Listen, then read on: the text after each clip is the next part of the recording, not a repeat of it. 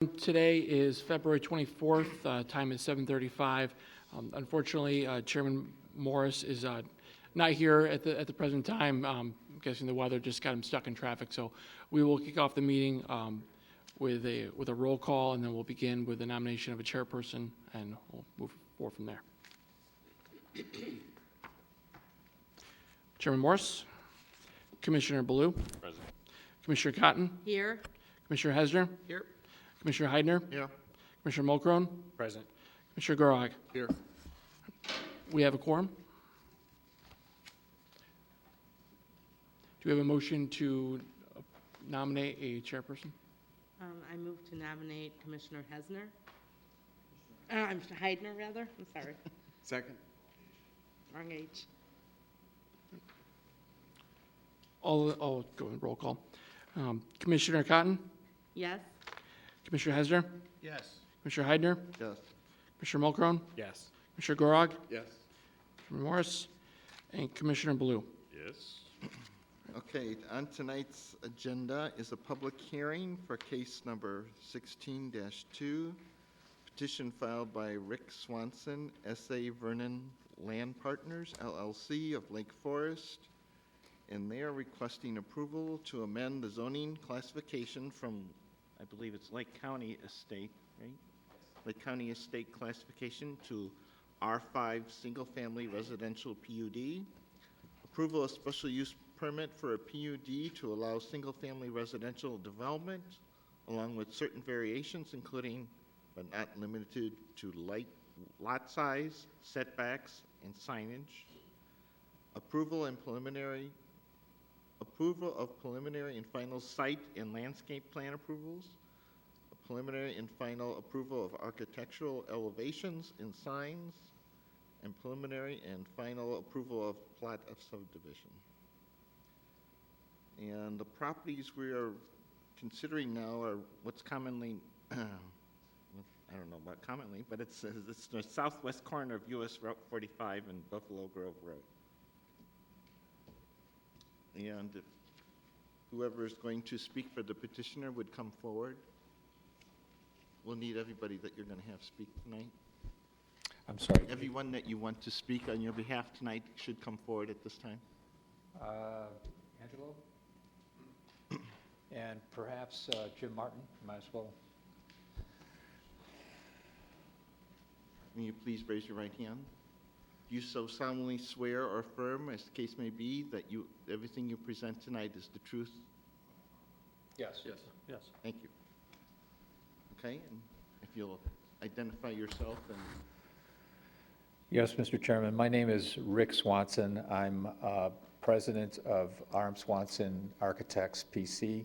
We're located at 1930 Amberley Court in Lake Forest, Illinois. I'm here on behalf of S.A. Vernon Land Partners, LLC, also located at the same address.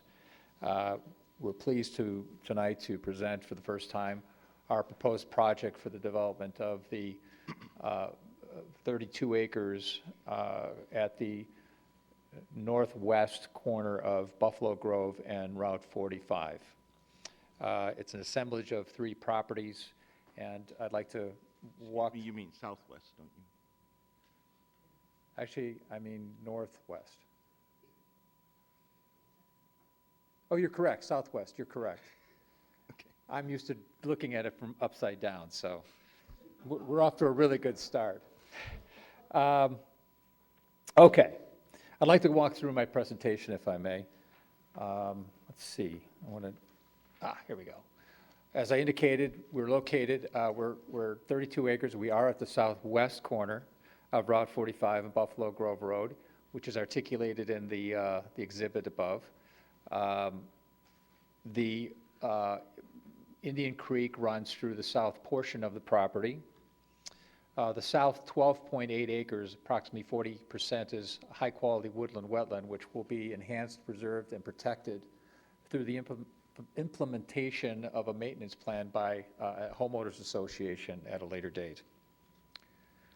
As I indicated earlier, the proposed master plan is the resulting assemblage of 3 key parcels: the Conosick property, which is the piece articulated in yellow, the Cicelo property, which is the piece in red, and the Martin property, which is articulated in blue.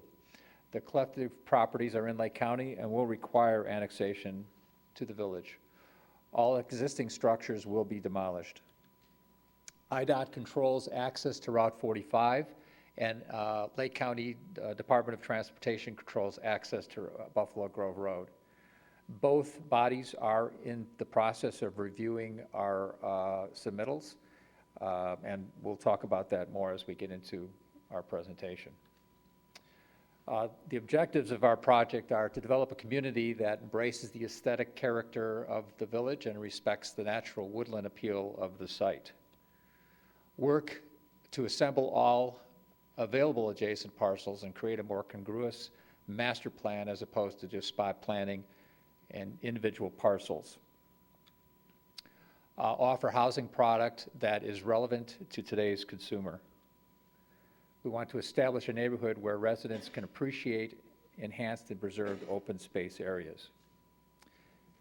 We want to establish protocol to ensure these woodland areas are maintained after all homes are constructed.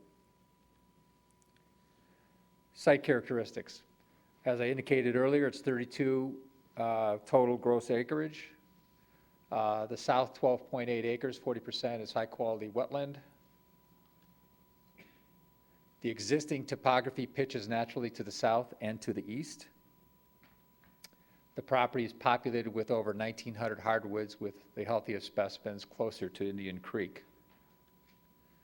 There are some areas that will require removal of invasive species to allow native growth to thrive, and in some cases that work has been done. There are existing driveway access points at Route 45 and at Buffalo Grove Road. The site plan. We proposed roadways will be constructed to village standards and publicly dedicated right-of-ways. Monumental entrance points at Route 45 and Buffalo Grove Roads. Currently, we're asking for, and we're advised by our traffic consultant that we should be given a full access onto Route 45. That's in review with the state currently, and we're requesting a right-in, right-out at Buffalo Grove Road. There is adequate sewer and water provided to the site. New landscape material will be planted along Route 45 and Buffalo Grove Roads to provide a natural screen and enhance the woodland character of the site. The comprehensive plan has defined this property as R2, meaning 2 lots per acre. All lots will average 7,500 square feet and have direct views of preserved areas. We are currently proposing 51 single-family lots on 32 acres. We did appear about a year ago before Committee of the Whole, and our plan at that time proposed 57 lots. Proposed detention ponds will hold water and be maintained by the homeowners association. Site drainage. Stormwater flow is predominantly to the south, as I indicated earlier. Some of that drainage flows from an existing ridge west and to the south and through the wetlands. That ridge is articulated in red right through here. So the water flows this way and this way. So you can see predominantly flows from this point. But when it flows this way, it picks up a swale and flows through a woodland wetland down to the creek. Oops, didn't want to do that. We intend to install stormwater inlets to intercept that flow and direct to the detention pond. So you can see articulated in blue, we do have detention inlets proposed here, and that runs around the perimeter of the property, and it actually will flow ultimately into this detention pond. All impervious surface drainage will be into the storm drains and filtered by detention ponds before being released into Indian Creek, meaning anything that we create in the form of impervious surface will create storm drainage, and that drainage will, in impervious surface, I mean roadways, sidewalks, driveways, and structures. Key features of our plan. We propose homes that will be architecturally cohesive with quality materials. And again, I'll get into that in more detail as I get into my presentation. Landscaping for each home will be designed to blend appropriately and consistently through the development. Each home will be required to plant at least one native tree to enhance the woodland character of the property. One of the suggestions of staff was, since we're going to be taking some trees out, it'd be proactive for us to require that at least one native tree be planted in each yard so that we can slowly reclaim the character of this area. An oak savanna will be created as open space with native grasses. And in fact, that area that I've just suggested would be this area here. There are a spackling of trees in here, and what we would do is we would take out the invasive species, put in native grasses, and actually replace trees with new growth in the form of pin oaks, bur oaks, trees that will have a lasting appeal. All open space and common areas will be perpetually maintained, as I indicated earlier, by the HOA. And we will establish a maintenance plan that will allow the HOA to have guidelines for how the trees will be protected and how and what can be replaced as trees may die off or be impacted. This is the sign that we're proposing for each of the entries. It does meet the sign ordinance for Vernon Hills. We wanted something simple and elegant. We did not want to put in waterfalls and, ridiculous overdone entries. We want something that was very simple and elegant. This would be a white sign with black lettering. It's a black cast iron frame, and it will be very tastefully landscaped at the base. Architecture. The current trend is toward smaller homes with higher quality materials. We're not building McMansions anymore. They're they're not the norm any longer. Homes will average between 3,200 and 3,800 square feet. For some, that seems like a very large home, but frankly, people are actually averaging at about that size for the kind and the quality of homes that we're proposing. These homes will have 2 and 3 car garages. Most will have 3-car garages.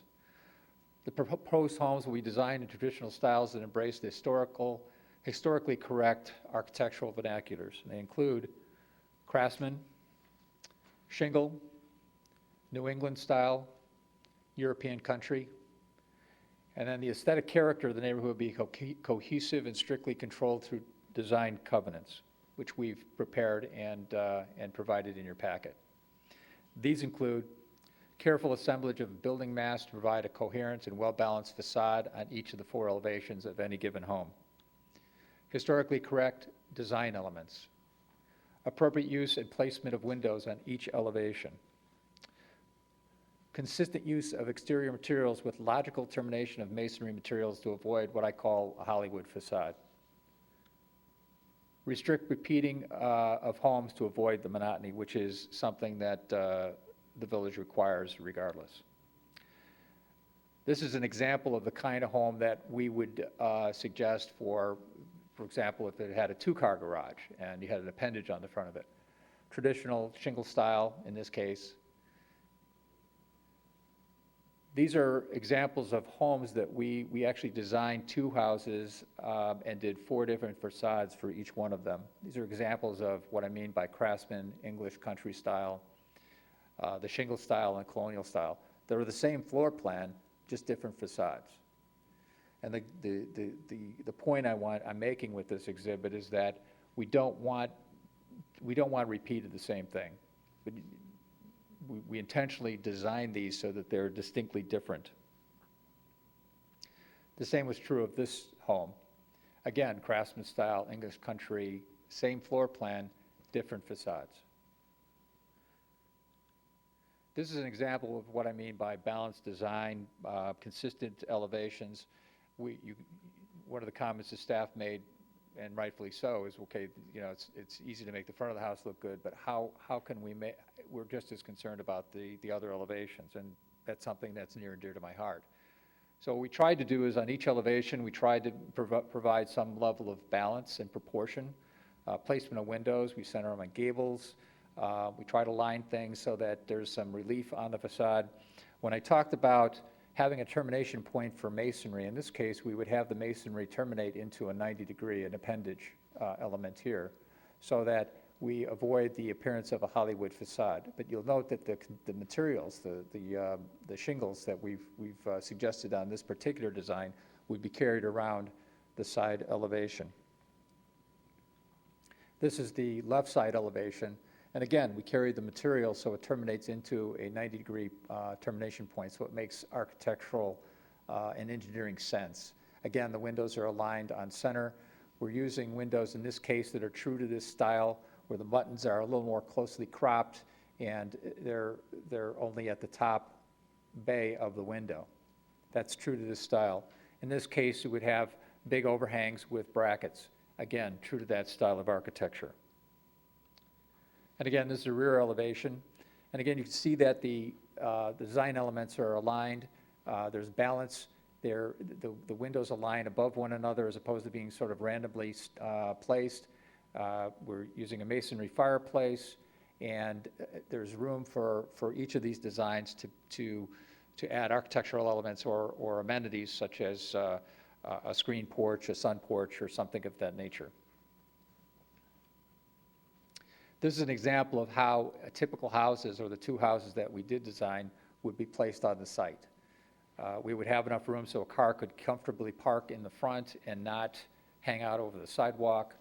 The idea is to place the houses so that the driveways are not right on top of each other, and there's room to provide landscape material in between the houses. That's the end of my presentation, ladies and gentlemen, and I look forward to answering any questions you might have for me tonight. Oh, one last thing, and I apologize. I wanted to start by saying this. The two gentlemen that stood up earlier wanted to make an introduction. Angelo is with Pearson Brown. They're my civil engineers. So if you have any questions with respect to the engineering, Angelo is here to respond to that. Jim Martin has collaborated with me on the development of these properties. He's the property owner that I mentioned earlier, who's participating in the development of this property, so we're going to have a more cohesive development. I also have tonight, the Conisics have been kind enough to show up tonight, just in case there might be a question with respect to their property as well. So thank you very much. Any questions?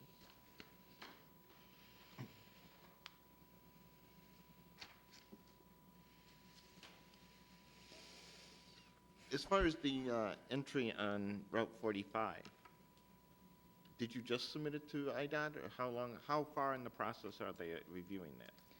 I'm going to pull up the site plan so it's easier to reference. We submitted, Angelo, would you say 2 months ago? Yeah. IDOT, I should say Lake County DOT has already got back to us with comments, but one of their comments is they want to see the response of IDOT. If you know anything about the state, it takes forever for them to review petitions. So we're expecting comments anytime, but I couldn't tell you when that's going to happen. The submittal we did provide to them was through KLOA. They're our traffic consultants. And they've made a couple of attempts to find out what the status of that is, and we just haven't been able to find out where that stands. I will tell you that the submittal packet that we did provide did include a full access at Route 45.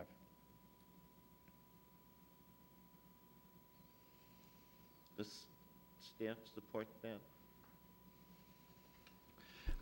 You know, at the present time, certainly especially for westbound traffic, some sort of access point, full access on 45 would be preferred. However, I think it's widely known that at some point Route 45 will be widened, and at that time there will likely be a raised median separating the east and westbound traffic on 45, which would really eliminate the ability to have a full access on the route. So you feel that'll happen automatically once it's widened? It's really hard to say, given the fact that we don't know where the state is at with regards to widening the road, but it's likely, given the current traffic volume and future traffic volume, that they would be proposing some sort of raised median. And could you go through the variations that you'll be requesting? Sure.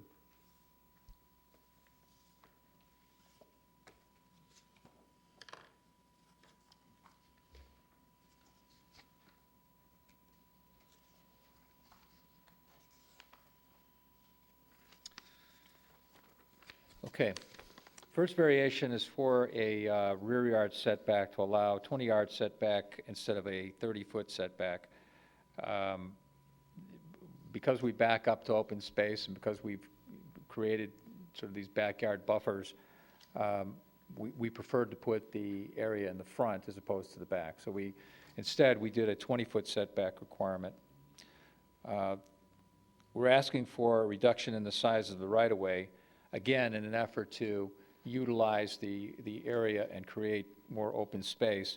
We wanted to compact and tighten up the utilities in the right-of-way to essentially allow more ability to preserve the other areas. And what is that reduction? How much of a reduction? Reduction of 6 feet altogether, 3 foot in each direction. It's negligible in terms of its impact, and 60 foot is, I wouldn't say it's common, but it's not unusual. The site lighting, petitioner intends to install photometrics consistent with the village. Basically, I don't know that that's really a variance. We're going to work with the village and utilize their standard for lighting, and then we'll provide a photometrics at a later date to support that. Joe, I don't know that there are any other variations other than that, are there? Or I'm not seeing any. How about the sign? Wasn't the sign one? That was one that, based on the measurements, there's a requirement of, I believe it's 5 feet, requirement for height, and it was 5 feet 6 inches. But the way the sign is measured, it's based off of the center line of the roadway.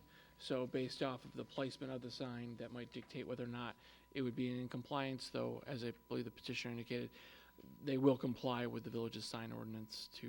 Well, and it's interpretation, because if you look at my exhibit, we're at 5'6" off the ground with the top of the placard. On the other hand, the sign itself, the post, is 7 foot tall. So it's a matter of interpretation. We did have it at 6 foot, but we reduced it down to the 5.5 in terms of the height. Regardless, we will comply. I mean, it's just that simple. And where are those located at? There'd be a side. I know they're at the entrances, but Yeah, specifically. they would be set on our property as you come in. They would not be in the right of way, and they'd be as you come into the development. It's not meant to advertise the project. It's basically just to provide some element of identification as you're coming into the project. Not unlike a sort of a glorified street sign, basically. That is something that's going to have to be identified on the final plat of subdivision, the location of the monument signs. It actually does, I think it does show up on, because that came up once before, although you can't see it very well on this exhibit, because I can't zoom it on, but the landscape plan does reflect, as I recall, the precise location of the signage in both entrance points. Nevertheless, that's flexible in terms of where we can place that. So, although it's not written in stone, it's certainly provided on the drawing. Correct. Staff will work with them on identifying the specific location, unless the commission has a specific interest on. The main priority will be for us is maintaining sight lines for vehicle access in and out. So the location will have to be accommodated to allow for that. Joe, I have a question about the school. Is this the Vernon Hills School District, Hawthorne? It is both in Hawthorne as well as the Lincolnshire. It's in both high schools, both Stevenson and Vernon Hills High School, as well as 103 and 73 for elementary. So how the neighborhood's split? It's not an even split. It bisects probably around just north of the conservation open area. It's right here, actually. There's a line that runs right here through the property. So everything north of this point is in the Hawthorne School District. Vernon Hills High School, and everything south is in Stevenson and Lincolnshire. Village staff, as well as the petitioner, have met with the school districts to discuss whether or not there could be some sort of redistricting. As it relates to the high schools, neither high school has expressed any interest in giving up their area. And so it really is incumbent upon them wanting to do that in order for the regional school superintendent to want to actually move forward. They only meet, I believe, maybe twice a year to discuss redistricting. And typically, if the school districts don't agree with it, that doesn't move forward. It just we- seems silly to have potential to have houses directly adjacent to each other and kids going to completely different school districts. That's what we have in Rose Point. Yeah, I wish I had a magic button to make that go away, but it is what it is. Honestly, it hasn't been an issue. Vernon Hills has an exceptional high school, as does Stevenson. So the only difference is that the kids go to different schools. Well, it's not so bad for high school. It's more, I think, more of an issue for grade school children. But we don't have much say in that as developers. I'm a former school board president. It's a big deal.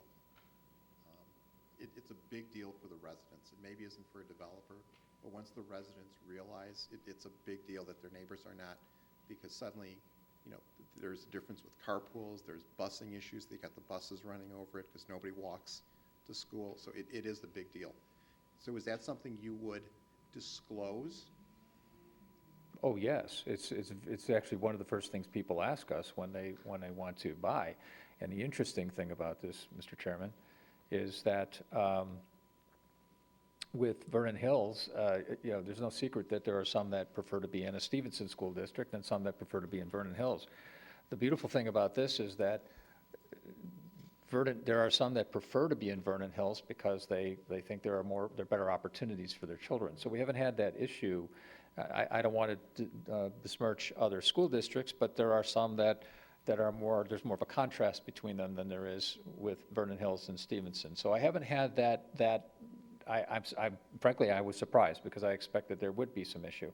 On the other hand, with the grade schools, it is a problem because younger kids typically want to go to school with their friends, their neighbor friends.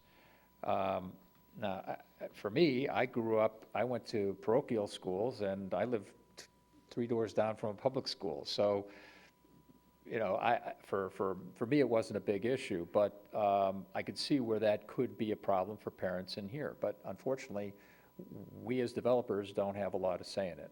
My assumption, although I haven't verified this, is that homeowners have more power than developers when it comes to convincing school districts to switch things around. That's probably true. We permitted one disconnection of a neighborhood because of this. We let them out of our district because we were the minority numbers into the adjoining district. Right.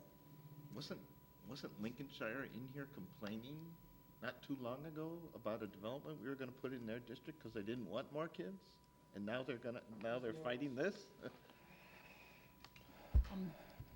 Commissioner Hesner is correct. It was the Oaks, and we have kept them apprised of this development as it's moved forward, and we have met with them. We have had discussions with them, and it's ultimately, obviously, it's a concern at the elementary level of school capacity and the like. We're fortunate that both high schools have indicated that they have capacity for school-age children and have had no issue with accepting additional. But you've said, you've talked to the high school districts at this point, right? We haven't solidified anything with the high school district. We had a very definitive discussion with the elementary school districts, and And they didn't want to give up their districts? yeah, they didn't want to give up their different districts. It's kind of ironic. High taxes. I've been here before, and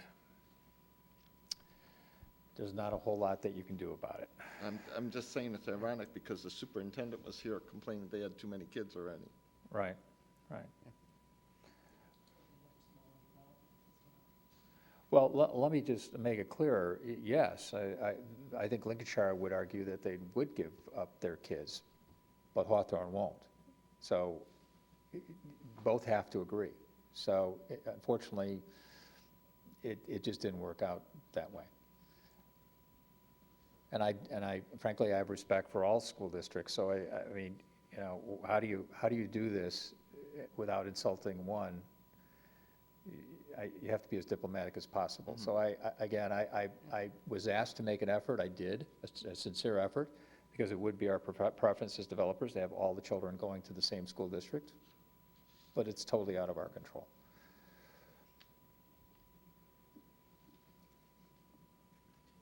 Could we have the engineer come up here and explain how stormwater works on this site, so that we can get a good, firm, understanding of how water's moving, how it is going to interface with adjacent properties, what you're doing with that? Hi, again, for the record, Angelo Zagrafos with Pearson Brown. So in general, just like Rick already described, Route 45 is more or less a ridge, and everything drains south and east towards the creek. So the line that's depicted in red is more or less a minor ridge line, and that is runoff that would be directed towards the neighboring cemetery property, where there they have a ditch line that does ultimately get the drainage back down towards Indian Creek. Same on the south and the east. Everything drains in the same direction down to Indian Creek in general. So how are you handling the property line to the south? So The one that runs perpendicular to Buffalo Grove Road? This one right here? Correct. okay, right where the cursor is currently, that is a storm sewer. So we would be creating more or less a valley with inlets, collecting all the drainage from the rear yards of those structures, and drain that to the detention basin located right there. And both of these detention basins are interconnected with one another, and ultimately outlet right at this location down, and is tributary, like I said, down to Indian Creek, a little further south and east. So generally, all our storm water is going to be collected, as Rick already stated, in either storm sewer or sheet flow drainage to swales, and those swales will be directed right to the detention basins. And there we will have runoff control and prior to discharging our property. And that runoff from those detention ponds remains on your property until it's in the creek? That is correct. Sure. There may be some drainage, on this location, but that's in a wetland. Can't touch that. Yeah. So what happens when those ponds are full? When those ponds are full, there's an outlet control structure, as I pointed to, right at this location. And all the drainage all the water will fill up in the pond, slowly be released through that outlet control structure down to the wetland. And what happens when the water encroaches upon that area? Does it ever encroach upon that area where the ponds are? You mean from the creek? Correct. I'm trying to understand that question. Does the water from the creek flood up to where your ponds are? I can't zoom in. Yeah, in a 100-year event, essentially our ponds will be full and emptied out prior to the creek building up high enough to alter any kind of drainage from our site. So our site releases at basically the upper elevation of that creek. If that answers your question. Well, it does to a degree, because you can't control the 100-year rain that comes every other year. But I guess the question is,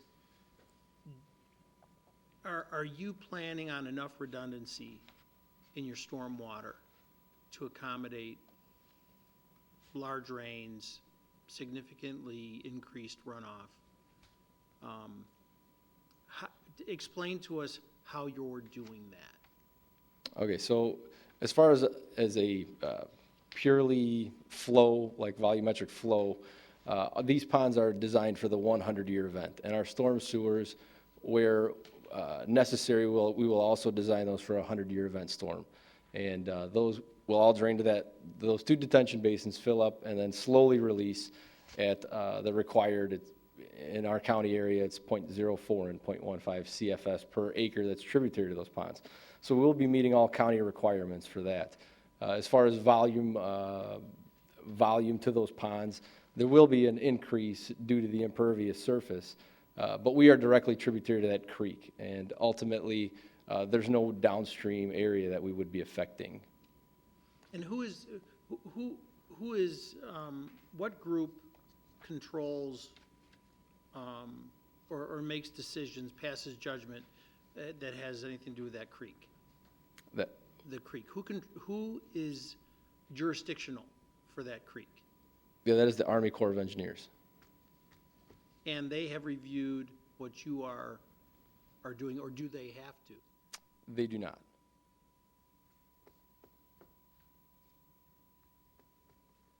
Our development is located outside the creek limits and also the wetland limits we are preserving, as Rick stated, and therefore there's no permitting or jurisdiction. So you've strategically stayed away from those limitations so that you don't have to interface with them.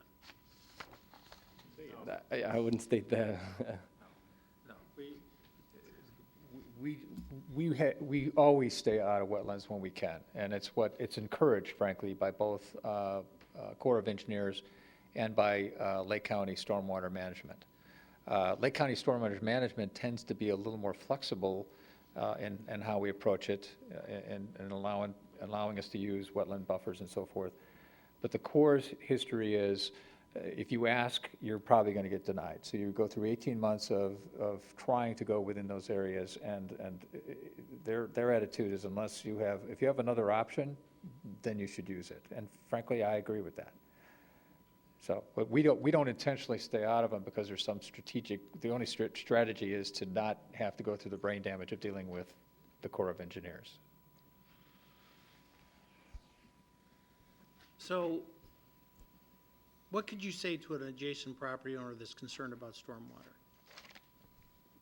In any direction that, any tributary or any runoff issues that they would have prior would be a better situation after the development. After the development, you are not going to exacerbate any stormwater conditions. You are going to, if anything, improve upon surrounding property stormwater movement. That is correct. So lots 19 through 22, they drain into some drainage system behind those lots, and then off to the west into the Is detention. it the lots right there? Yes. Okay. Yes. Yeah, that's correct. It actually pitches naturally there too, doesn't it? There's a, I guess the question is, how does it currently flow yeah, right now there's, without anything?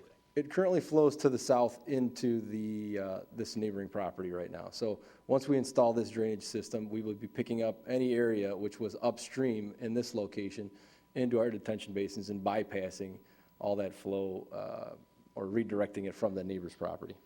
And would you say that, and I'm sorry. No. But there's also inlets north of those lots as well, correct? So There- there's, right.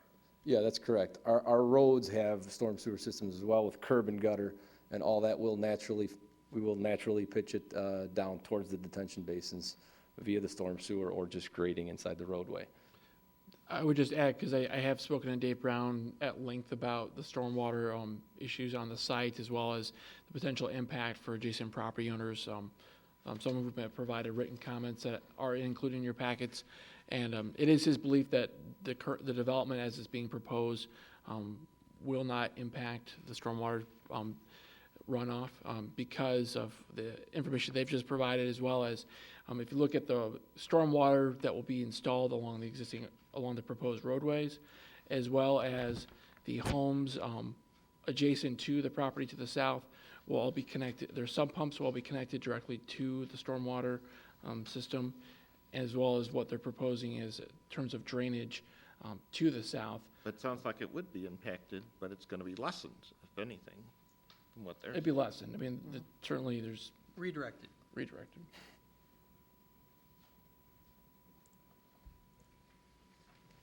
Thank you. Thank you.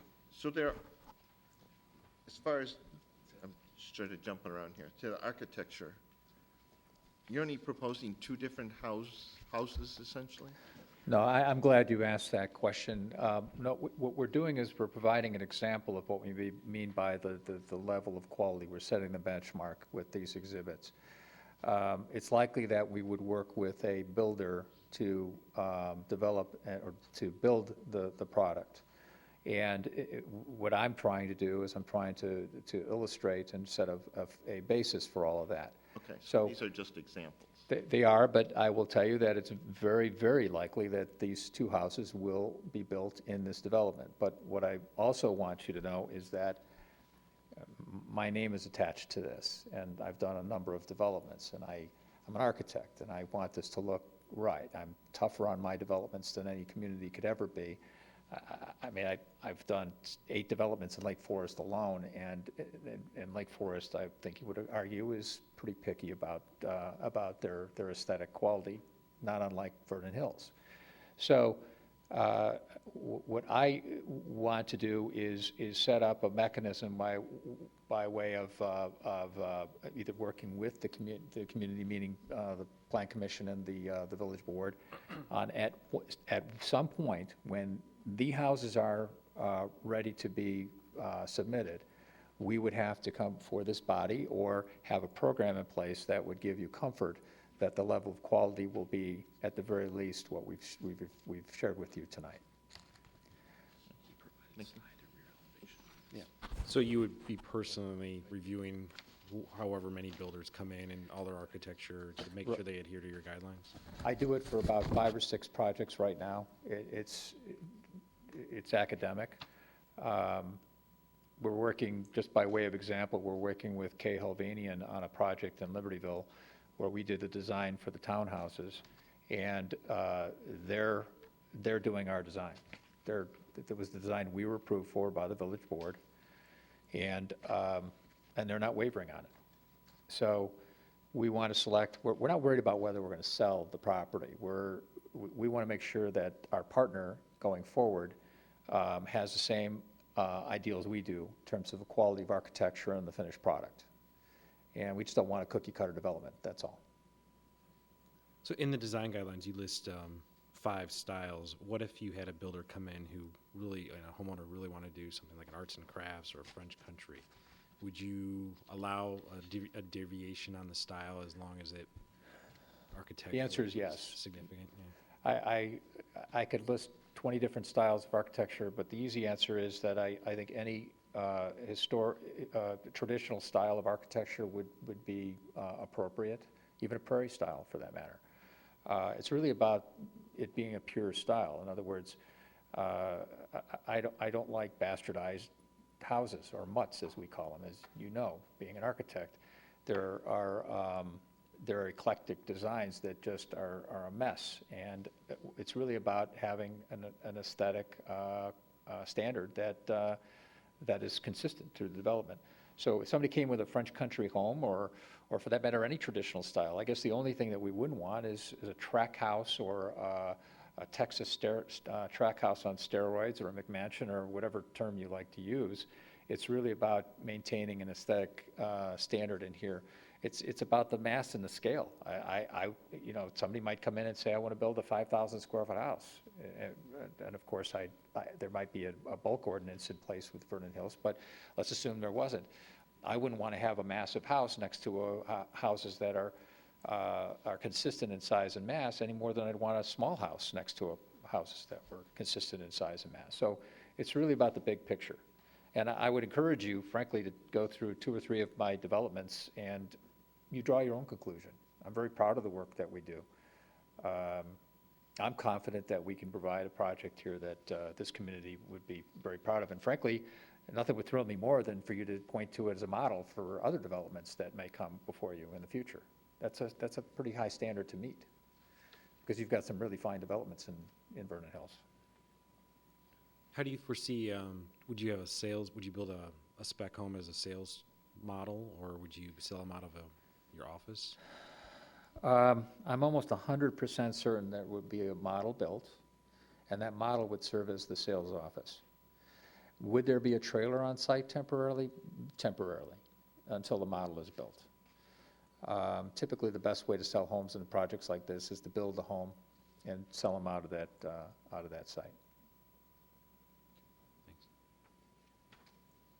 I'll just- Oh, sorry. Oh, I was just going to say, as a condition of approval that was included in my report, it does specifically incorporate the Woodland Chase subdivision guidelines into the ordinance, if an ordinance is chosen to be approved, as well as specifically listing the architectural vernaculars that would be permitted. So should there be any additional styles that would be presented, that would require a variation to the special use. We can also fine tune it and add that language to there if you wanted to. I mean, at this point, we can, if there were other architectural vernaculars that you wanted to add to that list, it's a simple thing to do. I think, though, that if you get too many styles with so few lots, it might get a little bit dicey. That's why I tried to be a little vague about the historically correct, because I would never want to turn back a good, well-designed home. It's just that simple. So what would be the procedure to amend the design guidelines as needed? Because over time, there might be a need to change things. Well, we have, and I'm sorry, I didn't mean to interrupt you, but typically, the HOA is the one that tries to make the amendments and and there's always amendments, because there's always situations that we don't plan for. But I think in this case, and Joe, I think you need to maybe direct me on this, but any modifications or amendments that might be made in the future by an HOA, would they have to come before the board for approval? It would depend on what was put into the ordinance approving the special use, allowing a planned unit development, such as is written in the proposed condition of approval. Any change of vernacular outside of the scope of the ones listed would require that. Now, if the commission would prefer, I mean, that can be, that additional, that first, it's number one for the condition of approval, that can be changed to be more open-ended to allow for other ways to do that. So if somebody wanted to put a metal roof on one of these things, they could, because it's not in the design guidelines for this development. So if they put one on, then it would be who of the village to say, you got to take that thing off, or the HOA has to modify their design guidelines to accept it. One of the items we do have as a condition of approval is roofs being tab shingles, slate, or cedar shake. Actually, there are styles where a metal roof standing seam metal roof, zinc roof would be actually very attractive, would be appropriate. Yeah, but they're not in these particular design guidelines. You're That's what absolutely we're right. talking about tonight. Well, the interesting thing about architectural guidelines is you can't legislate taste, but you can provide guidelines that control. Hey, I agree. With design, it's, rules are made to be broken if they're. Oh, and they broken get broken, appropriately. yeah. If they're broken Yeah. appropriately. Right. But this condition of approval makes it an ordinance, which is different than making it something that the homeowners association has the right to change, or the developer in administering design guidelines has the right to change. This means that whatever gets passed, if it's done this way, these are it, nothing else. Yeah. Right. And in reading these design guidelines, the things that struck me, and this is because I'm a lawyer now, not a school board president, I mean, there's a lot of terms here that they're used interchangeably, and I don't think you really meant what you said. Like things like decks and other above-grade features are to be constructed within the building envelope, inside the building? No, inside the building envelope. There's a building envelope, the setbacks are the building envelope. Yeah, but it's an undefined term because then you call the final building plant. Pad is the patio deck and terraces are within the final pad, which. The same So- thing. So, but But that's not the way this reads is the problem. I can make a pretty convincing argument that if it's not within the walls of the building, you can't do it. So this document, when I read it, I was kind of struck by the fact that I don't think it works. right, well, with the building envelope, it's actually terminology that's used in the village's code. They actually do define the building envelope as the setback areas. But to your point, and I agree with it, they're two different comments meaning the same thing, but you can argue that which one is the right one. I get it.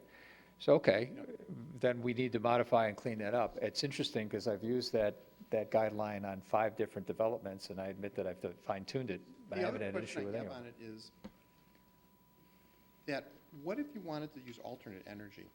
Can you put solar collectors on your roof?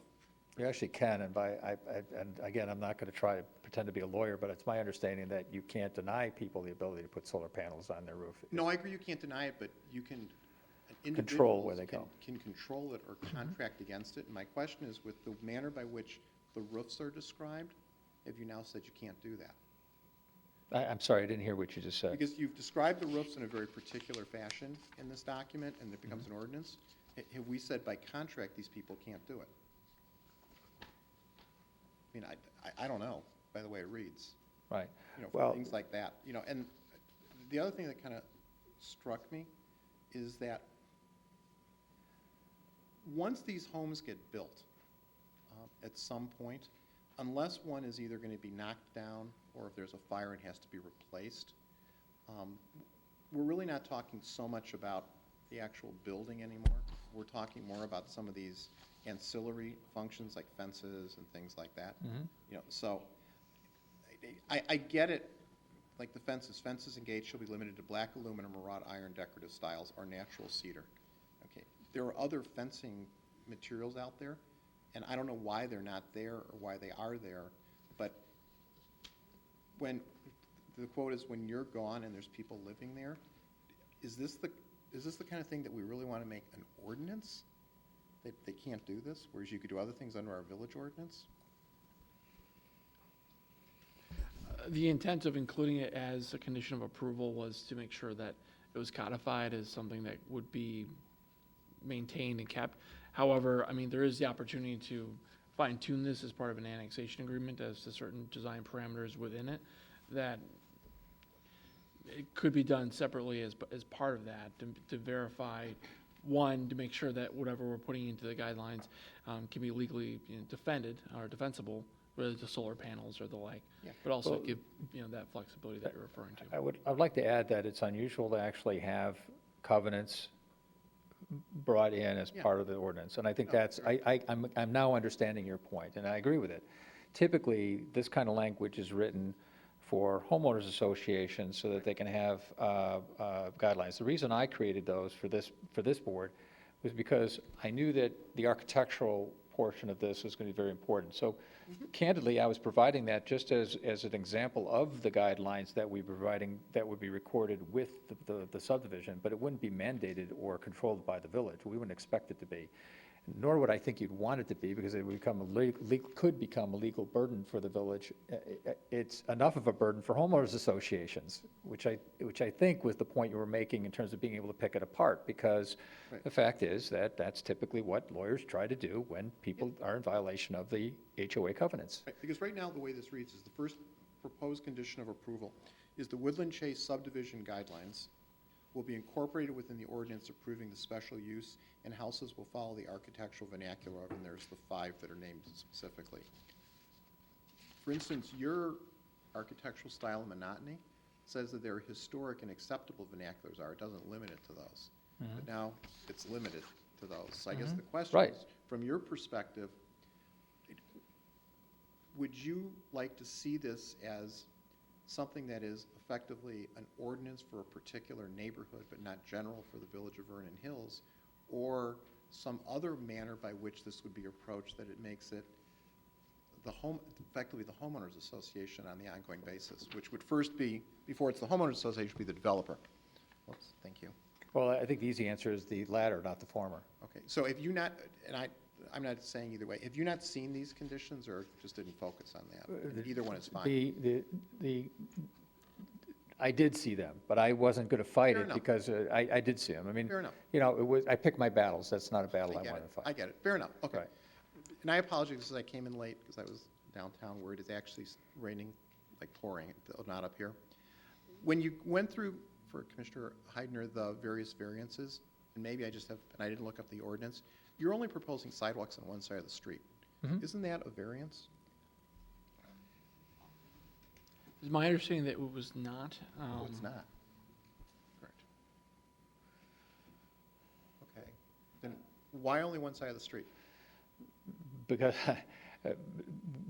I've done subdivisions where people actually don't want sidewalks, and I've got others that do. But sidewalks are only necessary for one side or the other. If somebody really wants to walk on a sidewalk, they walk on one side or the other. Believe it or not, it's a 50-50 proposition with homeowners. Some just don't want the sidewalks. If the village determined that there's a reason why we should put sidewalks on both sides of the street, I'll do it. Candidly, I don't know that it's necessary to put it on both sides. I think it's actually better looking to just have the sidewalk around the perimeter and then have nothing on the interior lots. The other question I have is, and because I can't read little print anymore with my glasses, if you look at the northeast corner, which is basically where the road intersection is, what is the relative topography height between the houses that sit there, the berm, and then the southbound traffic on Lakeview? Because are you going to get the headlight sweep across those houses? Well, really not so much 45, it's coming south on Buffalo Grove Road, which I guess is Lakeview North. Or Fairway, not Lakeview. The answer is you're going to have the sweep. The question is, how do we screen that? And, yeah, right. We are planting berm, we are putting the berm there. My recollection, and my ours are probably worse than yours, especially from this distance, but I would say, well, they're probably, and Angela, you could probably answer this better than I would. Is it about an 8-foot undulation of the berm? Yeah. I would say it's probably no more than 8-foot undulation, and the plantings that we would put on there would be coniferous so that, you'd have that perpetual kind of screening at that point. Is the roadway Fairview, right? Fairway. I drive the whole thing. Do we know what the elevation of Fairway is coming south before it gets to 45? Or at that turn light? There's that big turn island it has to go northbound? It's going to be higher because that's the way the flow runs. Yeah, I understand. I just don't know how much. So my only question is, what you're describing, will it, either the berm or the berm in conjunction with whatever sort of planting you put on top of it, effectively screen the back of those homes? It would have to. It's going to be a deterrent in my mind if we don't. Sure, yeah. Yeah. In fact, even the lights that are running night and day at that ambient light from the signals could be problematic as well. So, yeah, our intent is to plant pine trees to screen all of that. Okay. But for purposes of what you're asking this evening, which is preliminary and final, among other things, landscape plan approvals, which that would be part of it.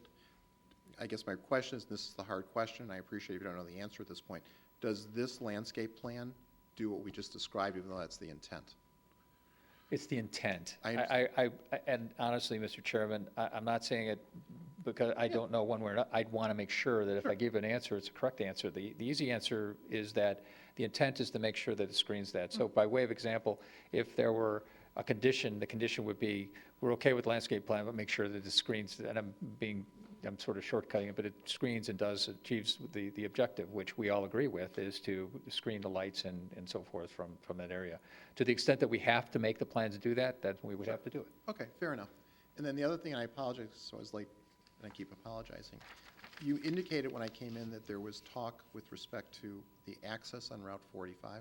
Correct. If that access turns out to be only right in, right out, putting aside that someday, maybe in our lifetimes, 45 will be expanded, and we can only hope on that for traffic. If it does turn to be right in, right out, what effect does that have in terms of, and this is the hard question, the so-called livability by way of accessibility to this specific area for people? We, in our market research, have taken the worst-case scenario, which is it's going to be right in, right out on both, and that it will be more problematic for people living here to go west. So the easy answer is that if they have to go right in, right out, if you need to get to Vernon Hills, you're going to be able to go down Milwaukee Avenue. That's not going to be taken away from you. Right. But it didn't seem to have an issue with our marketing people. They, in fact, I would argue that the one comment I have heard is that they prefer to be safe and not have to turn left and get T-boned if they're going out of there. Now, I will tell you, because I know you came in late, that our traffic consultant is KLOA, very, very familiar with them. And their suggestion to us and to the state is that we get a full access. Now, are we expecting to get a full access? I don't know. I just don't know, because the state is the state. They're taking their time about responding. But they've had our material for 2 months. We're hopeful that we'll get some kind of a response. I will add that the county is waiting for their comments, although they've said, look, you're going to get a right in, right out with us, because and we expected that, because we're just too close to the intersection at that point. So we're basically on a hold pattern, which we expected we would be for about 3 months with IDOT. To the extent that we do have to have a right in, right out at that point, this project isn't going to fold, and we don't think it's going to impact the desirability of the development. Are there going to be those who might not buy in here because of that? Might be, but fact is, this is a beautiful piece of property. It's a great location, and Vernon Hills is a great community. So we've got great schools. So we've got all the things that people want, and it's amazing what people will put up.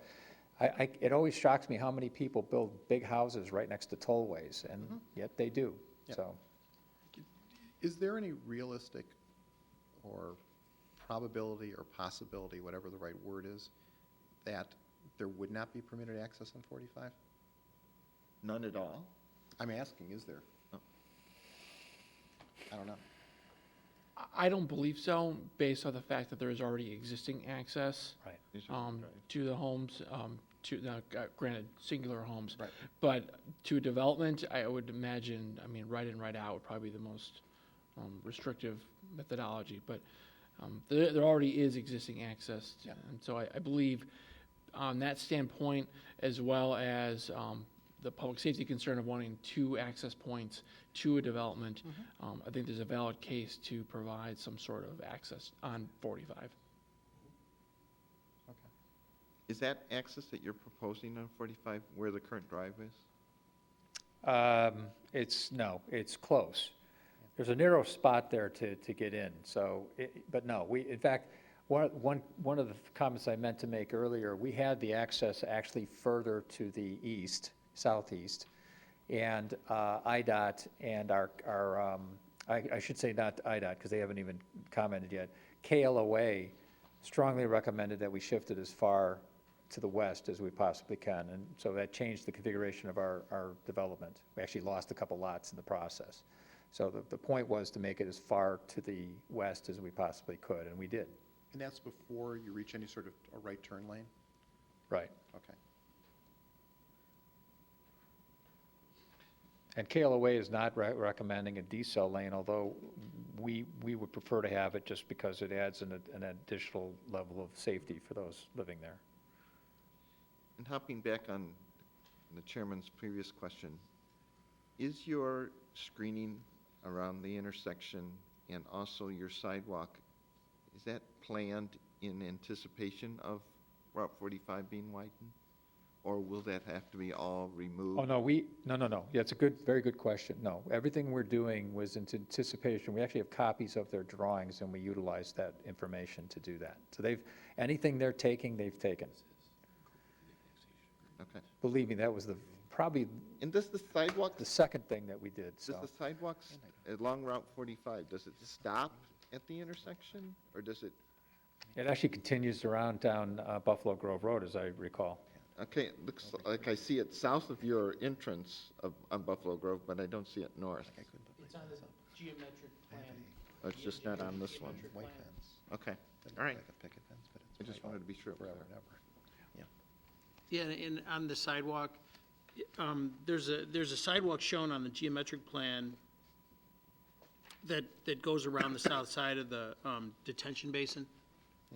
Yeah. But it's not on the landscape drawing, so, and they have about the same date of production, like the 22nd or 23rd of September. Right.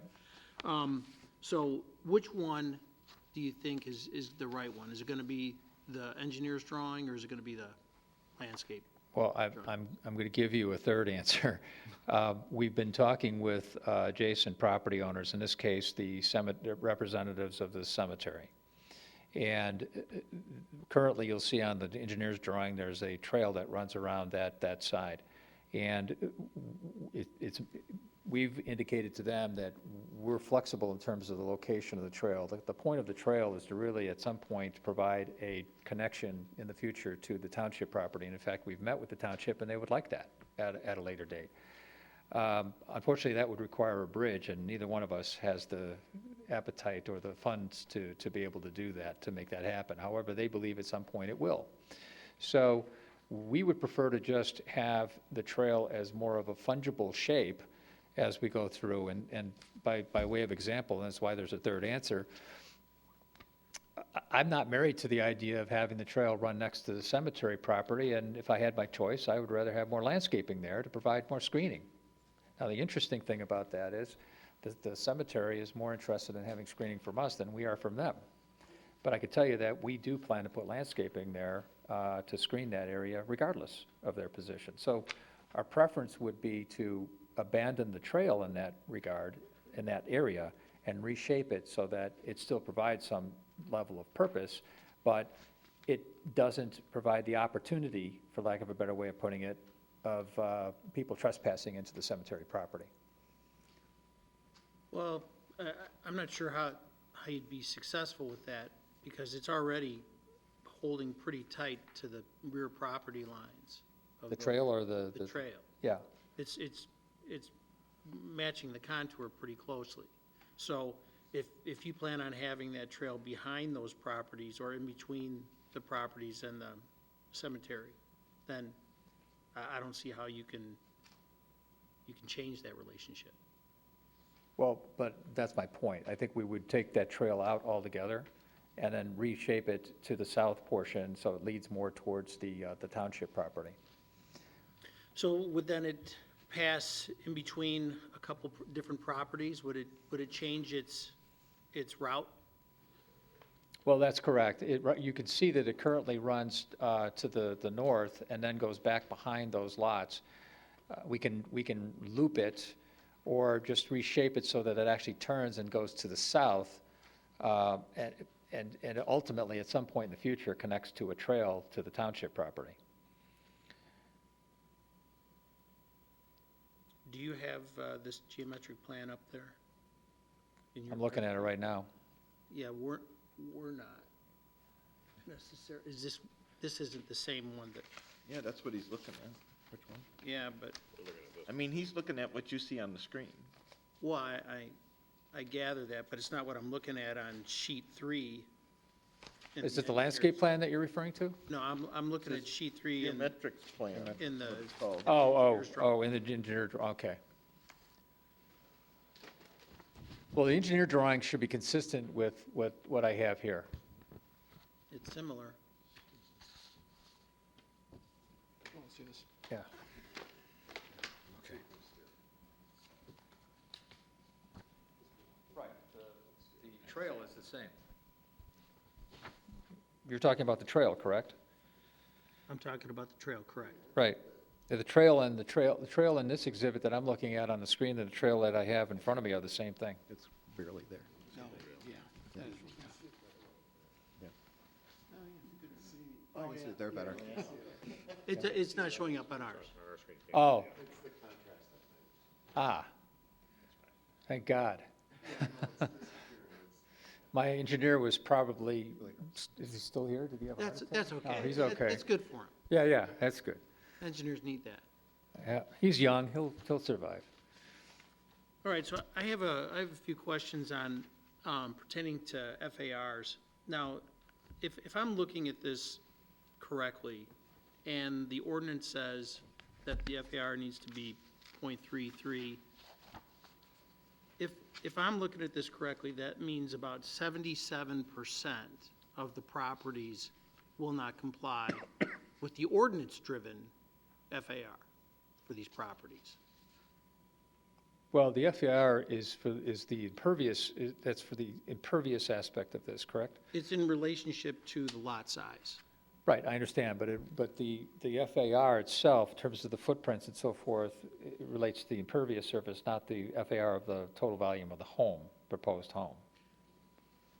In this case, the FAR is .33. That's the ordinance-driven FAR. Right. And if I'm correct, explain to me how these lots comply with that. Well, I guess the answer is, well, we didn't ask for a variance for that. It was not necessary to have a variance. Correct. Yeah, You did right. not.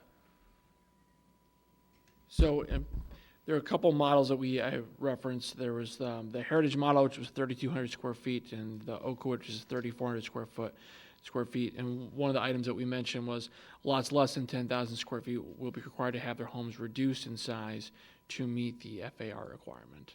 And that was something through technical review, the petitioner had agreed to comply with the .33 requirement for. So there's some lots, I think the highest lot size goes to 12,000 square feet, and there's another one that goes to, I believe, somewhere below, in the 7,000 range, and those would have to meet the FAR requirement of .33. Right, Which reduces the size of that home. right, which lessens the quality of the home. Right. Right? So let's just go through the math. In terms of the size of the lots that we have right now, I don't have my calculator here, what does that mean in terms of the size of the home? And I believe that the easy answer is that it puts us at around 3,000 square feet for a house. You know, on the small side, Yeah, 2,500. On the high side, 3,400. yeah, So there's a great deal of variation in the size of these if they're intended to meet the ordinance. Now, this is a planned development, all right? And but in the body of paperwork that we have, a variation has not been requested for that. I will tell you that we would clearly want to have a variation of some kind in that regard, because we want to have the flexibility to be able to put the right size homes on these. If we're trying to meet a standard, you have diminishing returns if you start to reduce that. I'm not suggesting that we can't design nice houses that are 3,200 square feet. It's just that I'd like to have the flexibility to be able to do a house that's 3,800 square feet, or even 3,900 square feet. So I think we need to revisit that. And if that requires having to come back in that regard, or amend the petition, I would want to do that, because I think that it's defeating our purpose. It's not doing what I think the village is intending to do, which is to encourage quality homes in these sites. Well, you just said several different things there, and yeah, of course the village wants. I know I could be a lawyer, couldn't I? Well, you could, but then we'd have to listen to you. If you'd want to. Yeah, the village wants quality homes, but as we have had to pass certain levels of judgment, because we're a recommendation to the village board, we're not necessarily I respect the that. end-all catch-all. There's been developments off of 45 where we've had to really discuss that in great length, you know, the overall size of the house and the lot and how it relates to it. And it's been pretty involved at times. So I guess this is an important issue. It's not only an important issue for you, but it's an important issue for the village on making sure that these lots are right-sized for you to do what you want to do and have the flexibility to do what you can do, and still comply with some level of reason to the ordinance. Now, if we're looking at .33, you know, the question will be, I mean, what is reasonable? Is it .4? Is it .38? Is it, you know, .42? What's reasonable, you know, as far as exceeding the ordinance? Some of the lots are precariously positioned, so they're smaller. You know, they take on a smaller footprint, so they're going to be challenged either with a big house on a small lot, but maybe some people want that. They don't want to have to deal with that lot. I think that's something that we all need to consider, though. Well, I'd like to make one point, and I'm piggybacking on something you just said. We intentionally made these lots smaller and created open space behind it because we wanted to preserve these areas as opposed to just, we could have easily just taken those lines and brought up, by way of example, we could have just taken lines and brought them right to the center on the center lots and easily complied. But instead, we took that area and made that preserved open space, so you can avoid play sets and pools and sheds and all the things that people inevitably put on their property over time. So from an aesthetic standpoint, in terms of the mass and scale and how they relate to the street, there's really no difference at the end of the day, because I could simply comply by just blasting the lots back out and just making them bigger. What I do is I lose more open space. So from in terms of meeting the spirit of that ordinance, I think we more than meet it, because if I were to do that, I'm doing that now, for example, on a project in Long Grove. We're doing a conservation development. I could easily blow the lots out and have bigger lots and comply, but I prefer to have that area that would be just the bigger area, use that as preserved open space, common open space.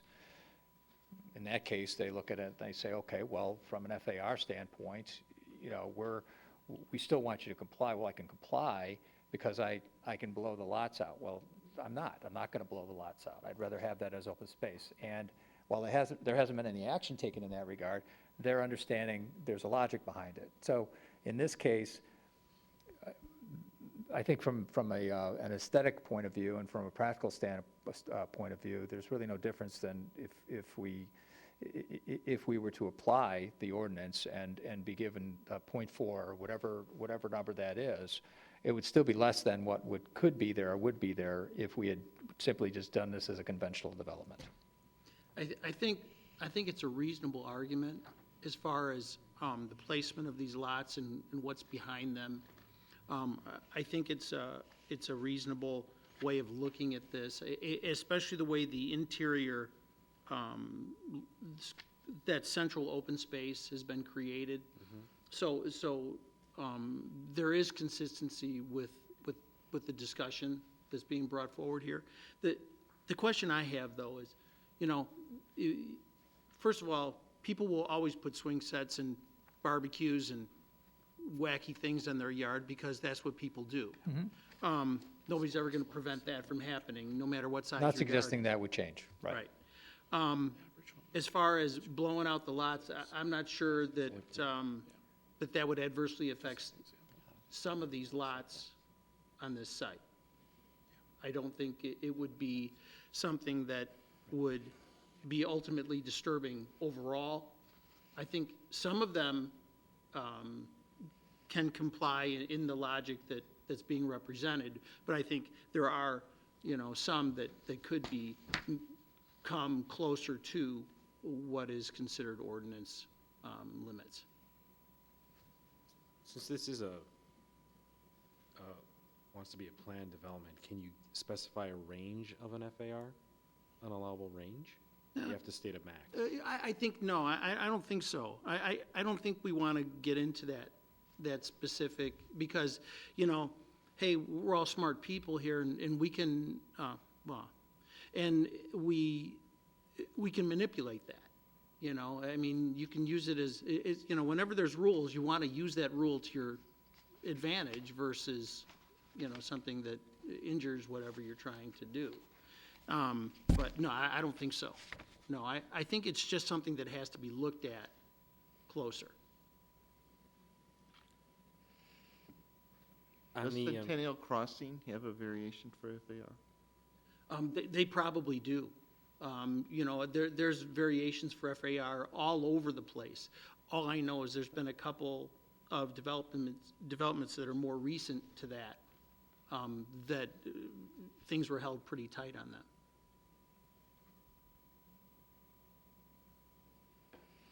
I'm just speaking openly because I feel that we Do we know how many lots we're talking about that exceed that limit? 77% of the lots. Exceed the, Or what? Our, 0.33 FIR. yeah, they would exceed exceed the code, not the code, the ordinance-driven requirement. As an example, the smallest lot size is, let me make sure I saw this open.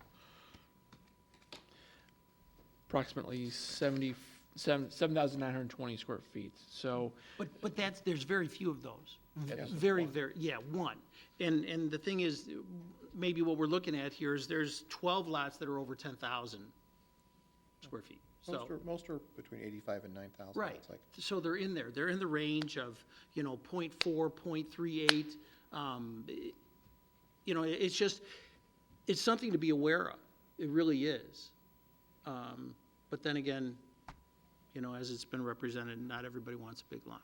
it isn't really part of the question, is what was referenced before, is that to avoid through the architectural guidelines or design guidelines, the so-called McMansion, by pushing the FAR up on a smaller lot, don't we have in effect, because of the setbacks, what looks to be just an overwhelmingly large home on a lot?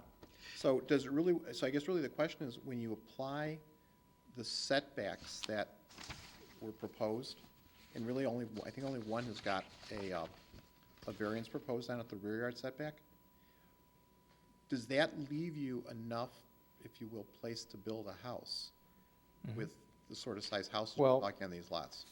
Just by way of example. Wrong way.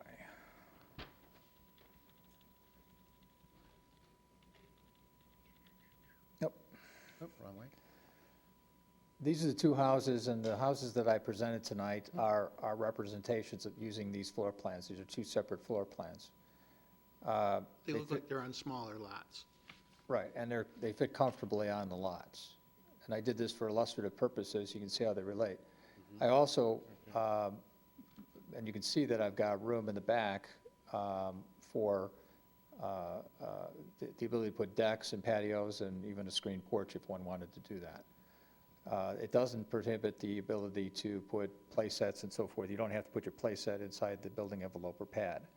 You can put that really anywhere on your property. So you can see that just from, I've got plenty of room on the sides.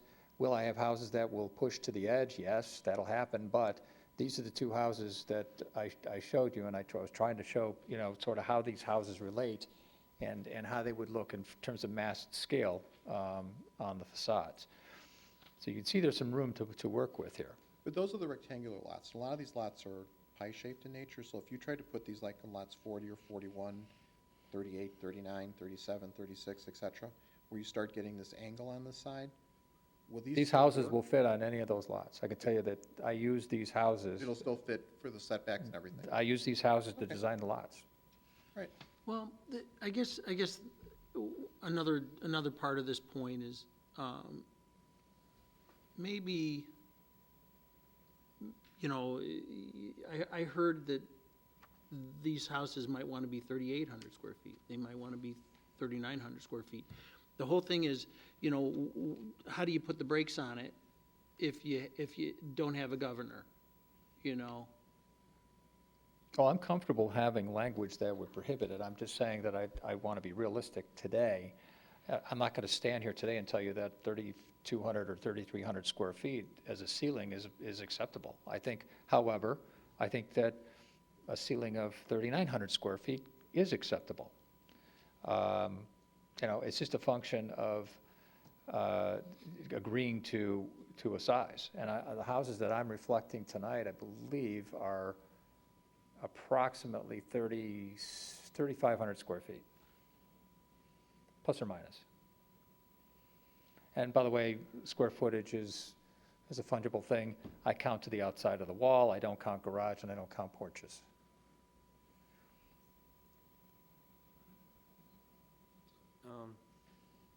Since we're talking a little about enforcement and the guidelines, it does state that the developer, which I'm assuming you, as a developer, and homeowner association has the right to police the different builders who go in there, but there's really no language about how you review it and how it becomes submitted to the village, because in conditions of approval for the entire site, number 10, it's saying the building elevations would be approved by the building commissioner.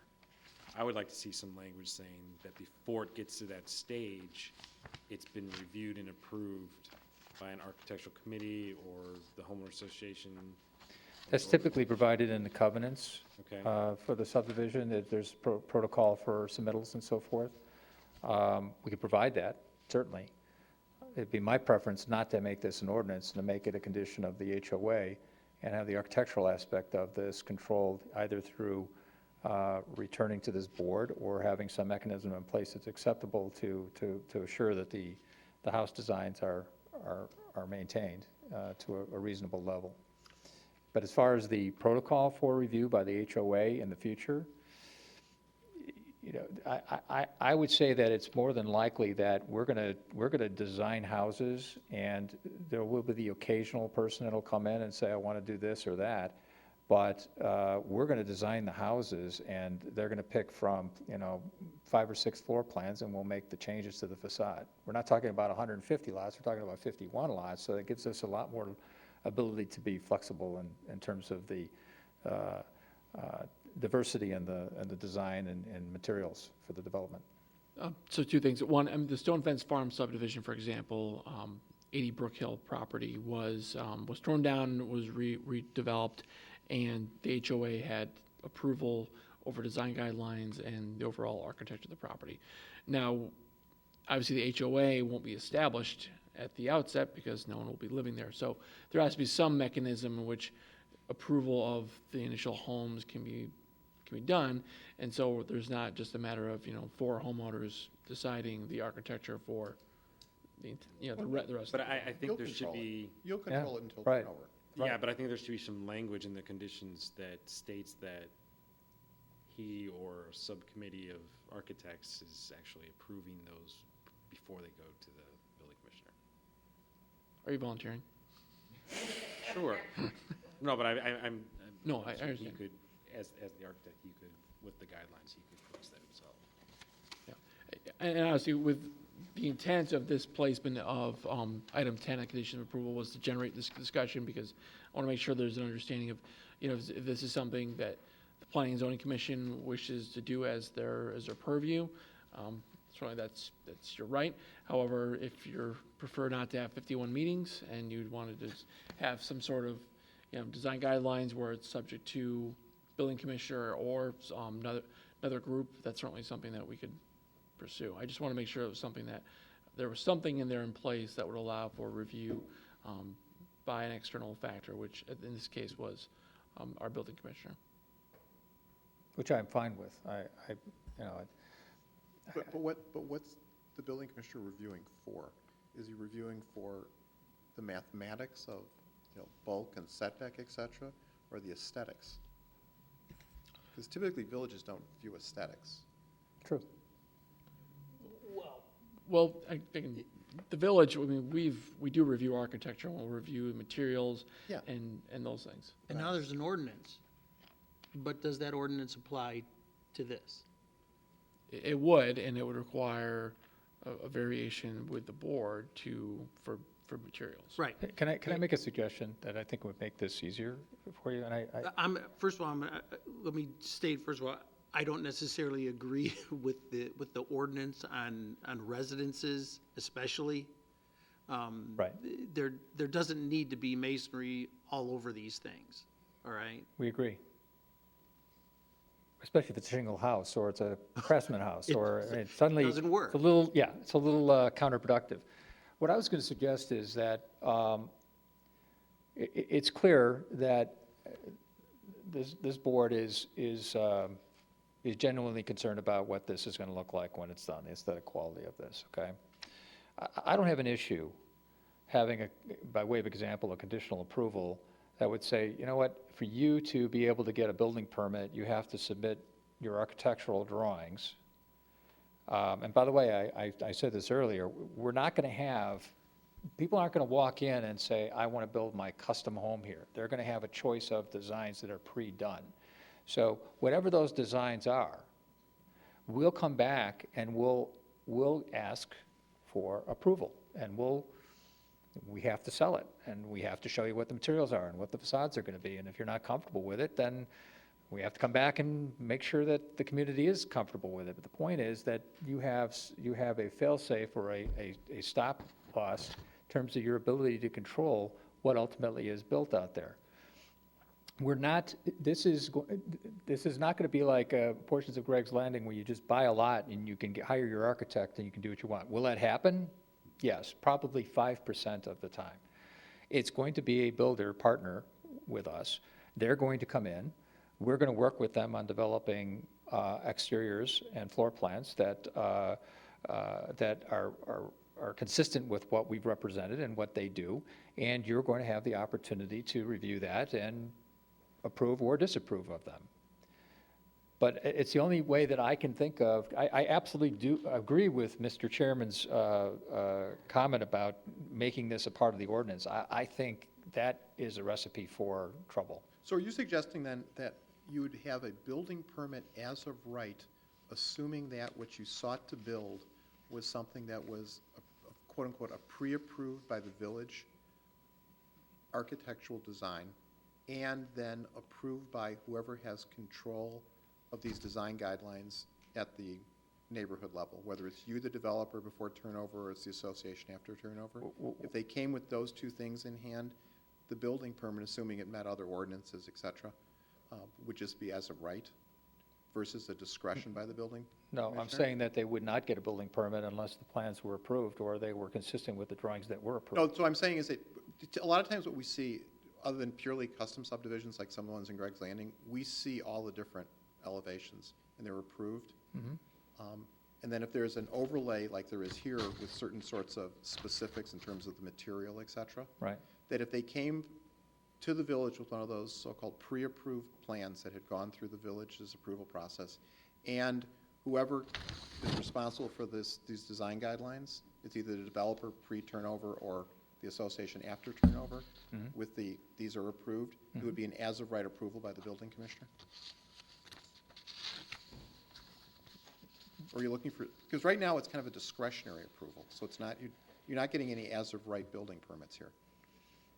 Well, I mean, I think what I'm trying to tell you is that we're not asking for permits unless we have approved designs. And if we're going to do 5 different designs, floor plans, and we're going to do 4 different elevations, and that's going to be our program for the development, then we would come before this board or whatever board the village deems appropriate to get approval for that.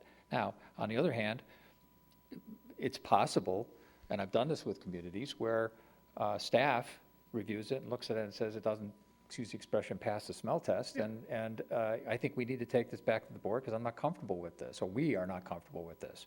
But if So- somebody came with a different design than one of those so-called pre-approved ones you just described, it would have to, number one, be approved under the design guidelines, whoever's administering those, and then it would come to the village. That's to look correct. at it. But that's a small subset of what you're talking about. Well, it's not unusual for villages to ask that the person who's submitting for permit, get a letter from the homeowners association saying that they've reviewed it and approved it. Right. Okay. Right. So really, number 5 here tonight would be stricken except for signage plans Wait, 5. Oh, I'm looking at conditions. in the request. Wait, preliminary, the plat? Preliminary and final approval of the architectural elevations and signage plans. Wait. Why do I have a different 5? Second page, No, second page, number 5. No, it's page 1, right? Page- Not the it's yellow. The first white sheet. Yeah, not the yellow. Gotcha. So we can't really say either way. Well, first of all, I think the homes that you design are great, Thank okay? But we can't really say anything about that because We don't have them. They're not here, other than 2 of we them. don't know what they're gonna be. Right. Yeah, Yeah, so that one's really not something we can comment on. Oh, we can comment on the signage, yeah, signage we have, yeah. That's so true. 5 turns into signage.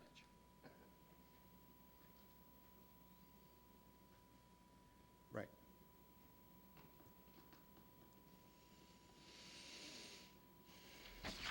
And I got a question about number 4 while we're looking at these. Where I see.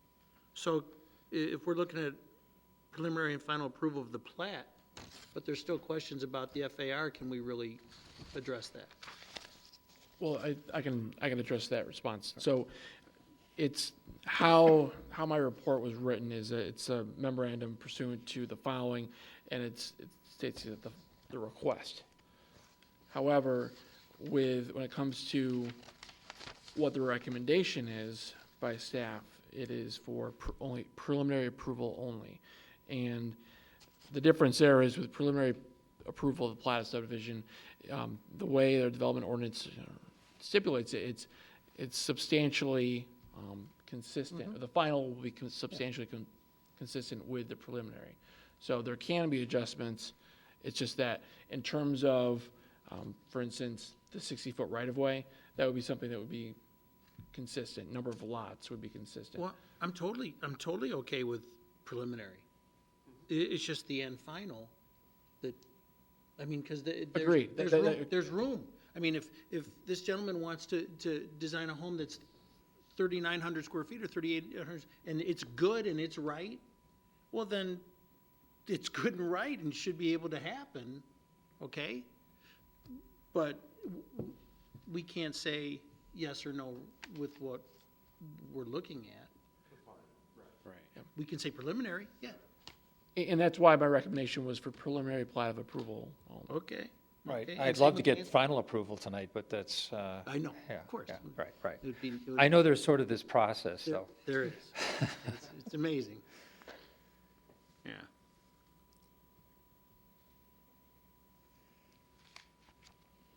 Does anybody This is your meeting. want to bring I thought you took. forward any other comments? Okay, before we'll suspend the questioning by the commissioner so we can hear from the public at this time. So if somebody from the public cares to comment on this, or if they would come forward and identify themselves, giving their name and address. And notices were provided by, to the Daily Herald and surrounding properties. Andrew Brinkerhoff. We're at 23880 North Buffalo Grove Road. I'm accompanied tonight by my wife, Terry, and my brother, Peter. Peter is an architect who designed our home. We were working with Alan Krakauer and Associates to help us through the process of, reacting to what's being proposed here. But Peter's here and can answer questions relative to the origin. We had a house fire several years ago, and he helped us rebuild it on a design standpoint. In addition, he worked for 13 years at the Planning Commission in Glenview, so he's here for moral support to kind of help us get us through the process. We distributed a letter after having a meeting yesterday with Joe Carey and Dave Brown, just to go over kind of our big fundamental concerns, and that's been submitted to all of you. You may want to, if he's going to be asking questions, you may want to ask him if he's going to tell the truth. Swear him in. Do we typically swear in the? We can. You can. Yeah, I would do it probably. All right, would you raise your right hand? Do you promise that everything you present today is the truth and the whole truth? Yes, we do. But in any event, we have outlined kind of our concerns about it, but I just wanted to introduce the aspect in terms of our property. My wife and I have owned it since 1996. We purchased it from her parents, who had owned it since 1968. So between the two of us, 48 years of ownership. We've, as you all know or may know, over along Buffalo Grove, in the last several years, there's been a number of things that have happened, including the widening of the road and then the expansion of the bridge. Our property being immediately south of the Sislo portion of this development is potentially dramatically impacted by those 4 lots that are very close to the property line depicted in Mr. Swanson's presentation. So lots number 19, is it 19 through 22, are the ones that are obviously immediately adjacent to our home and brings a lot of questions in terms of how that all works out. As we summarize in our memo, the drainage aspect is huge for us in terms of the existing property. The water quite naturally comes right at us, and we constantly dealing with issues related to water and drainage. We are particularly concerned because of the aspect of when Buffalo Grove Road was widened as part of the eminent domain. Our piece was originally 5 acres, and as part of the road widening and the eminent domain process, they took 9/10 of an acre right off the front of our property. And in going through the technical details of that, they installed a drainage line which basically collects the majority of the water from the south part of Route 45 on both sides of the road, and it comes to a main drain line which ends at a flared end section right in front of my house, obviously in the right-of-way area. On the other side, because the property slopes all towards the creek, as everybody has characterized here, that flared end section is basically just draining all the water from the intersection. And as a result of the discussion in the eminent domain proceedings and our efforts to settle with them, they characterized, particularly IDOT's attorney, that we would not have any more water on the lower portion of our property than we already did. And that's not been our experience since that time. I would say before the improvements of the bridge and the intersection, we used to have water because of flooding several weeks, maybe 8 weeks out of the year. And now we have water in the bottom of our yard almost continuously at some level. And our contention is that they never maintain water course. The water that should be flowing directly at the creek, in fact, drifts in a westerly direction onto a significant portion of the lower part of our property. So when Mr. Swanson comes along, and we recognize that he's got a very good concept for a development here. On the other side, we're at heightened alertness in terms of being concerned that we will experience from our west what we're already experiencing from our east in terms of this excess drainage. When we look on a very general basis at the contours and the elevations in that area where those detention ponds are depicted, there seems to be a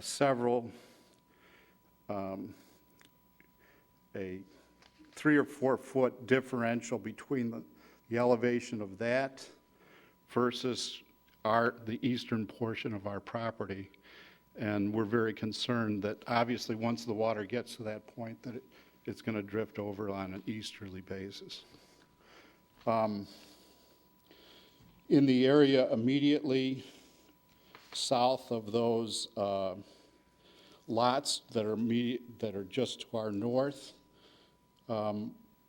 we went over with Dave Brown and Joe Carey a recommendation that in addition to the drain system that's being proposed, that perhaps a berm would eliminate potential runoff onto our property from not only those 4 lots, but also the other lots, on the going north towards Route 45.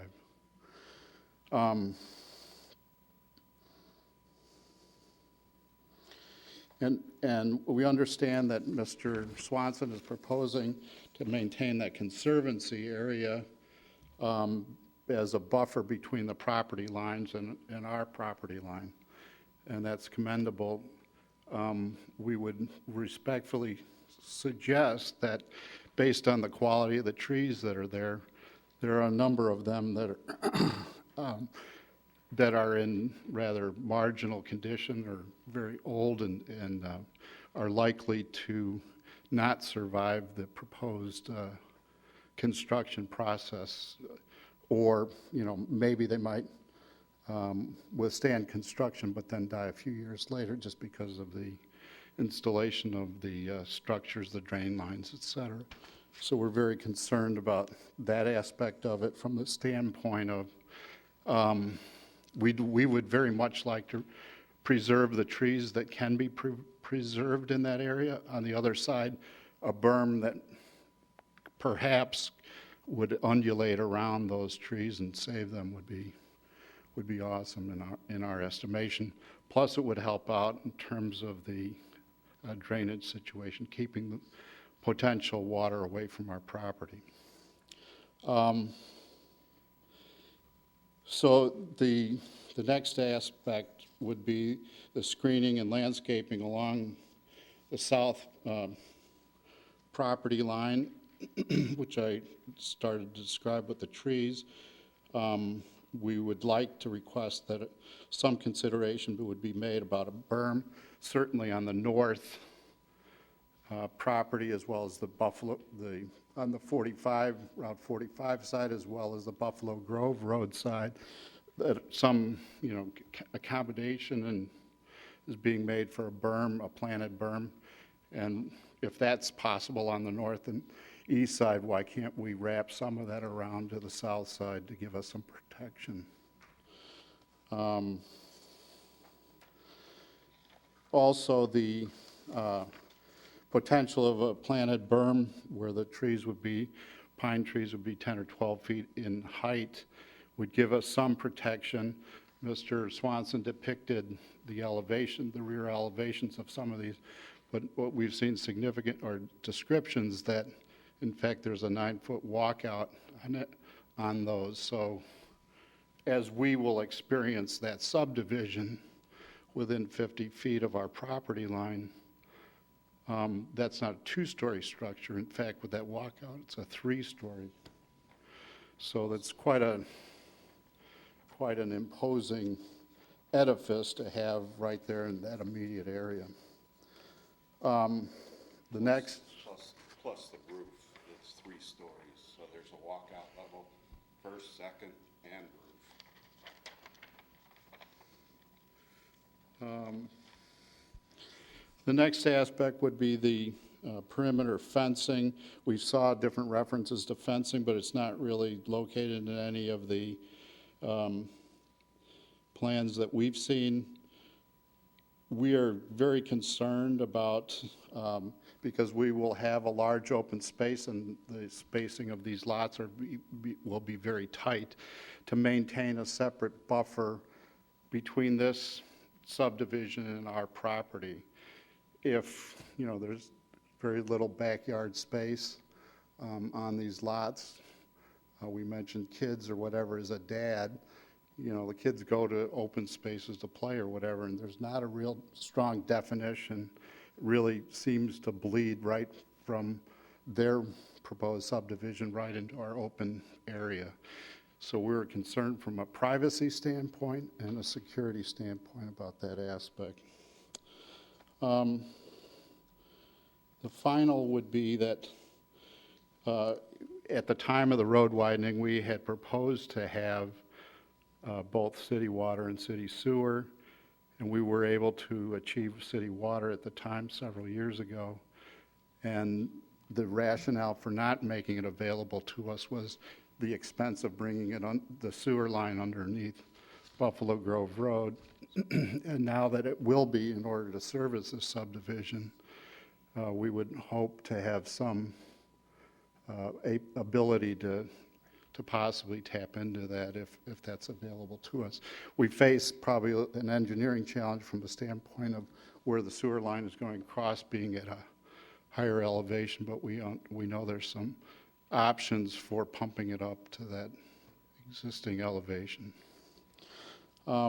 We recognize that as good neighbors, we want to be supportive of improvements in the area, and I'm sure that Mr. Swanson does not intend to negatively impact us, Nevertheless, we will be impacted rather dramatically, and more than anybody in this whole thing, just because of the circumstances of the layout of this property.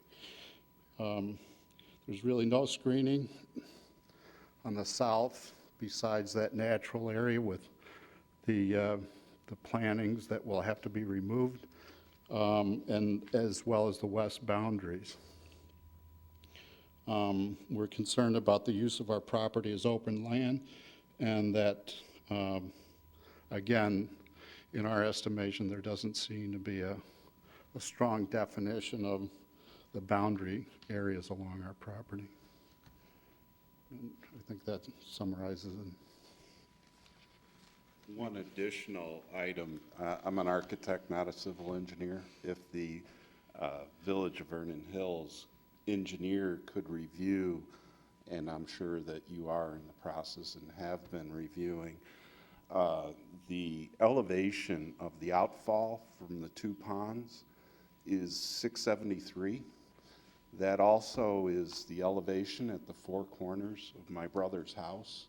So I'm not saying that water is going to go there, but water goes to its own elevations. And as he has expressed, there's some low spots in their open areas that tend to collect water. So further reassurance that the other thing is their outfall is directed at my brother's property.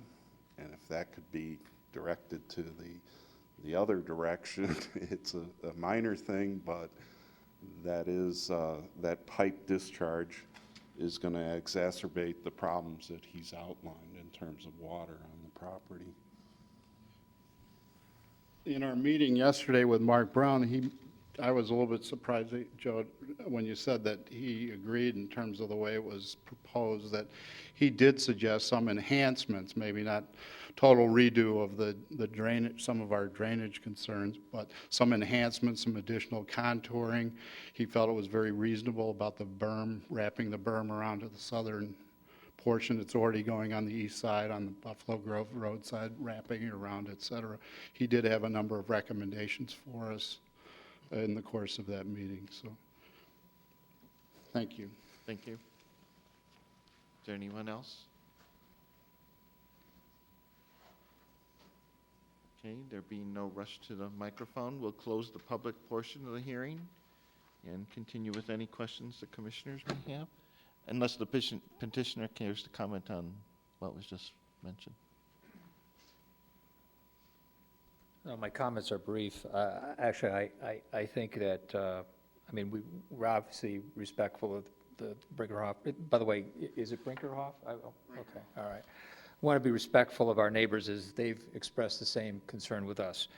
I misunderstood the berm, and I think I now understand it. I thought that the intent was to have the berm, and I apologize, I could have had this up for you earlier, which would have made it easier.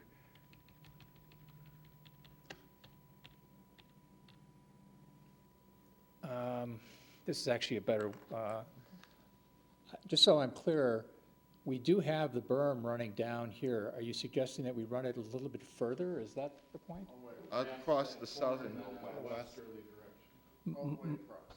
I have no issue with that as long as we're not being counterproductive. And I guess what I would suggest is that if we've got native plantings there, I'd rather enhance those native plantings. If there's anything that's dying off or is an issue, we could work with you in that regard. I think the point is that you want to have some kind of screening and you want to preserve that. So to that extent, we'll explore that more intently, and if it makes sense. I was concerned that, you know, if we're going to build, I'd rather plant the area than build a berm, because berms can sometimes be counterproductive. I know what you're trying to say. It's more about screening. Yeah, screening, and the berm would get us additional height with those 10 and 12-foot pines. Okay, all right. So we will look at that. I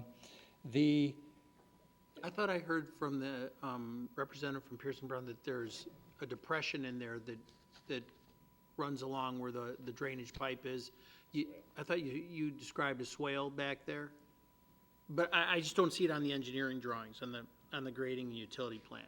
Maybe there is one in you know, in where you are in your development now, but There's nothing that's shown here. Correct, other than just flow arrows or a storm sewer. This preliminary engineering, we don't have detailed contouring. At this Right. point in time, during final, we would develop that, but there would be some sort of a depression to prevent water from going off the property. So the discussion is pertinent. Right, and my point is, I don't want to take out native growth that's there, plant a berm, and actually create a bigger problem than there may already be there. That's my point. So as long as the village engineer and my engineer are comfortable with it, I'm comfortable with it. But if there's a swale there and you've got natural plantings and so forth, then, you know, I'd much rather have native growth there than have an artificial berm and plantings. Now, on the other hand, if we supplement that with some pine trees, I mean, I guess what I'm trying to say is we're willing to be flexible. We won't, look, I understand, you know, we're gonna be the new kids on the block, and it's only fair that we try to be sensitive to the fact that there may be some lessening of that screening as a result of our development. So we're willing to be proactive in that regard. There was and I have two other things really quick. The fencing on the perimeter, we're not planning any fencing on the perimeter, but I can understand, Mr. Brinkerhoff, why you might think that there was, because we do have language in our packet about fences. But the fences relate to the houses in terms of what we want them to have. It's more or less to keep the peace with neighbors, because inevitably with fences, somebody always gets the bad side of the fence, and there's always an argument. So what we try to do is have covenants in place that protect that and actually provide a more aesthetically pleasing environment. But it's not our intent to plant, or install a fence of any kind around the perimeter of the property at this time. And then lastly, of course, we would have no issue with you connecting to our sewer and water. If you're willing to pay the cost of running it from your house to there, we don't have an issue with that. And so that's fine. We'd be happy to cooperate in that regard. And that's it, unless you have other questions for me. I just have one question. As far as trying to keep people off the property of the neighbor, were you suggesting possibly a fence be put up by your property to keep them off? Well, our concept was just that with the use of berming or You have to talk in a microphone. with the use of berming or a more specific property definition, plantings or whatever, to keep, Okay. especially in that one corner of the, Right. you know, it's just a big open swale there and or a flattish pan, and it just lends itself to people drifting back and forth. So we really would like that property definition and security.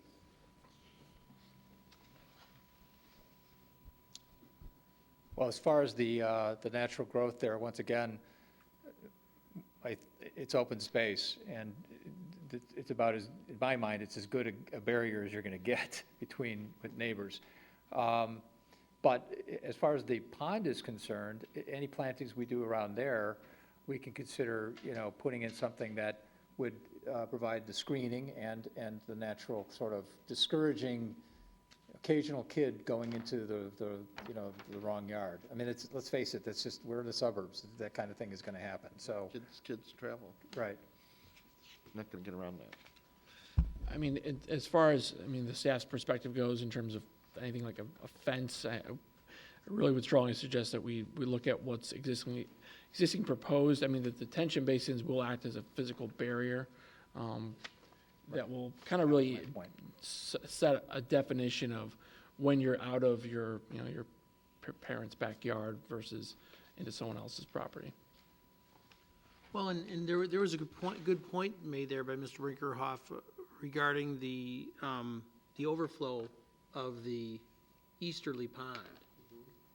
You know, if that could be, looked at as far as directed maybe a little bit towards the south more than the east. Well, I turned to my engineer and I asked, and we could put that, we can relocate that certainly, but the water is going to go to wherever the elevation is. So if we dump it out, it's going to go where it's going to go.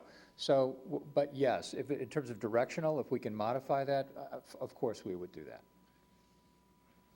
I just want to make sure that the village engineer. Maybe I didn't understand what was said earlier then. I thought it was flowing from The little one to the big one. the little It is, Yes, but to the to, big oh, one and then down, out.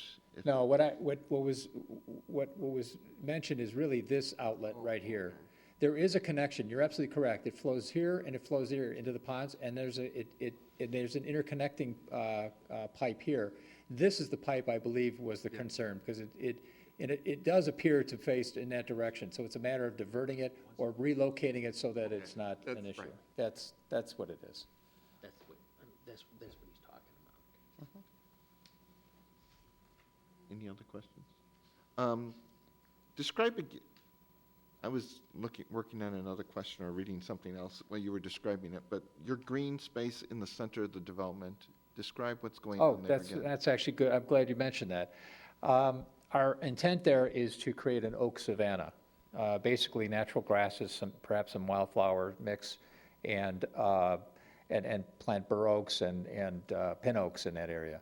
I learned a lot about trees in the last 2 months. We're working with Urban Forest Management. Chuck Stewart, been in the business, very well-respected arborist.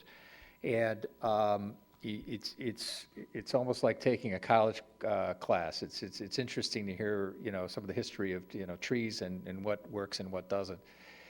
One interesting little note, and it's relevant to your question, is, a lot of communities require you to plant 3-inch trees in parkways with the large ball and so forth. He is a big fan of just having 1.5-inch trees, new growth, because, and he's proven this, that within 5 years, the small tree catches up and actually exceeds the growth of the larger tree, so it has a better chance of survival. The point I'm making is that we reclaim some of those areas. We take out the invasive species, preserve the native species, perhaps enhance it with some pin oaks and bur oaks and so forth, and then create an oak savanna that would be open space. And I'm not suggesting the kind of oak savanna that you would have to go in and burn off, or excuse me, savanna that you burn off every 2 or 3 years. This would be plants that actually don't grow any more than 18 inches, and you could still get some, some color and so forth in there. So it'll be consistent with what was here 300 years ago. So where do the neighborhood kids, where do they perform their joint activities in this neighborhood?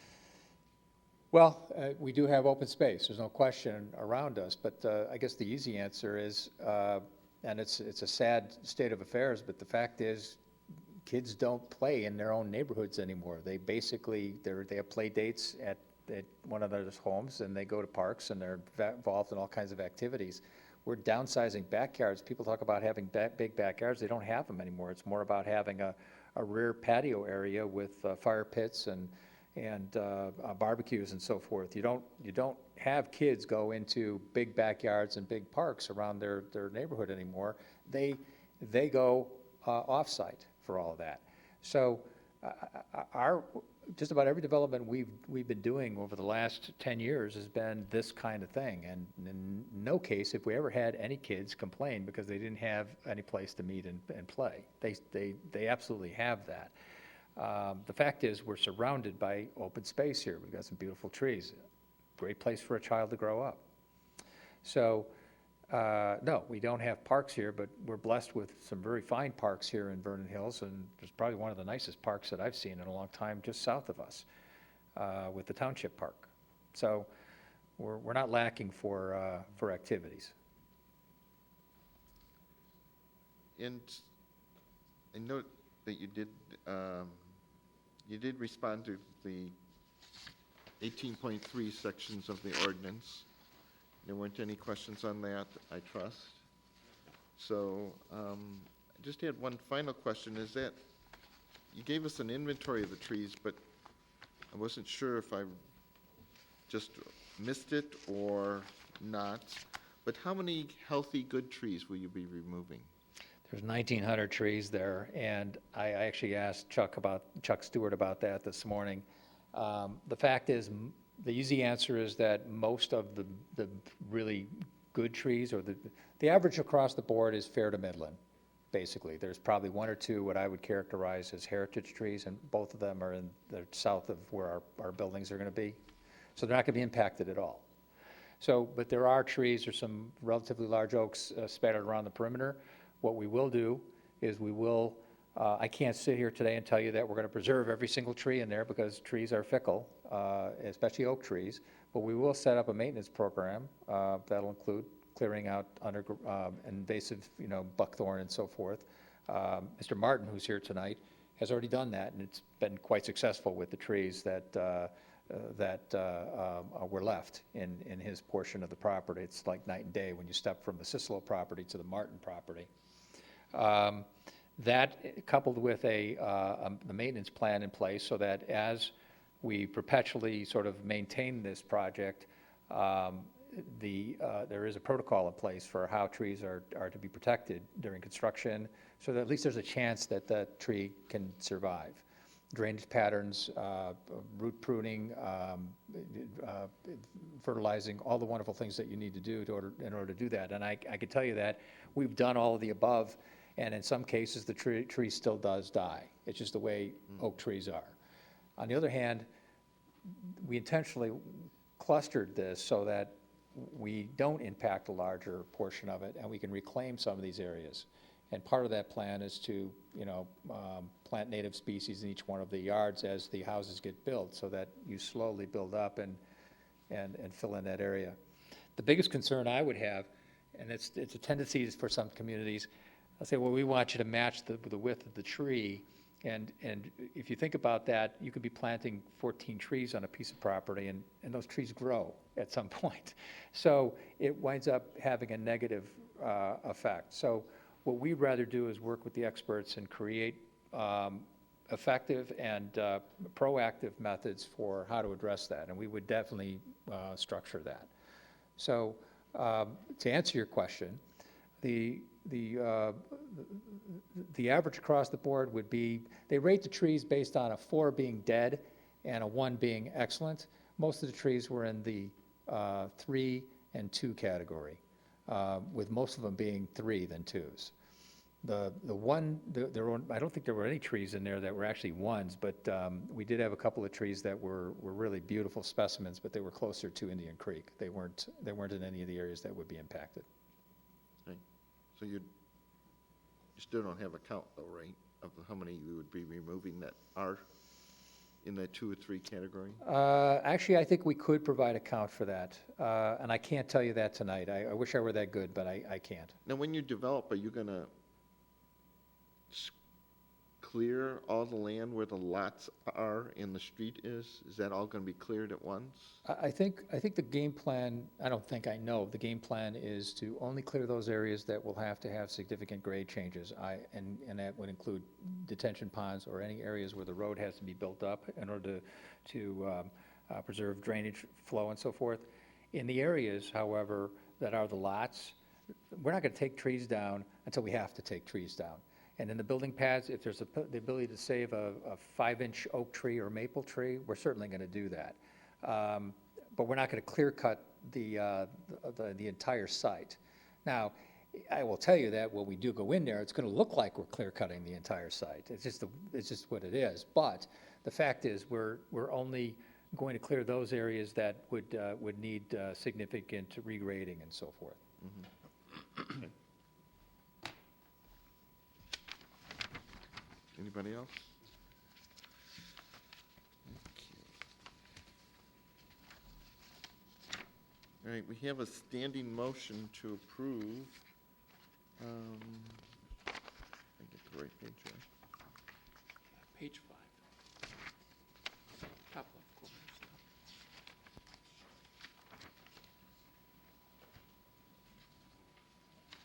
Okay, the first item is whether to approve to amend the zoning classification from Lake County E Estate to Vernon Hills R5 Single Family Residential PUD.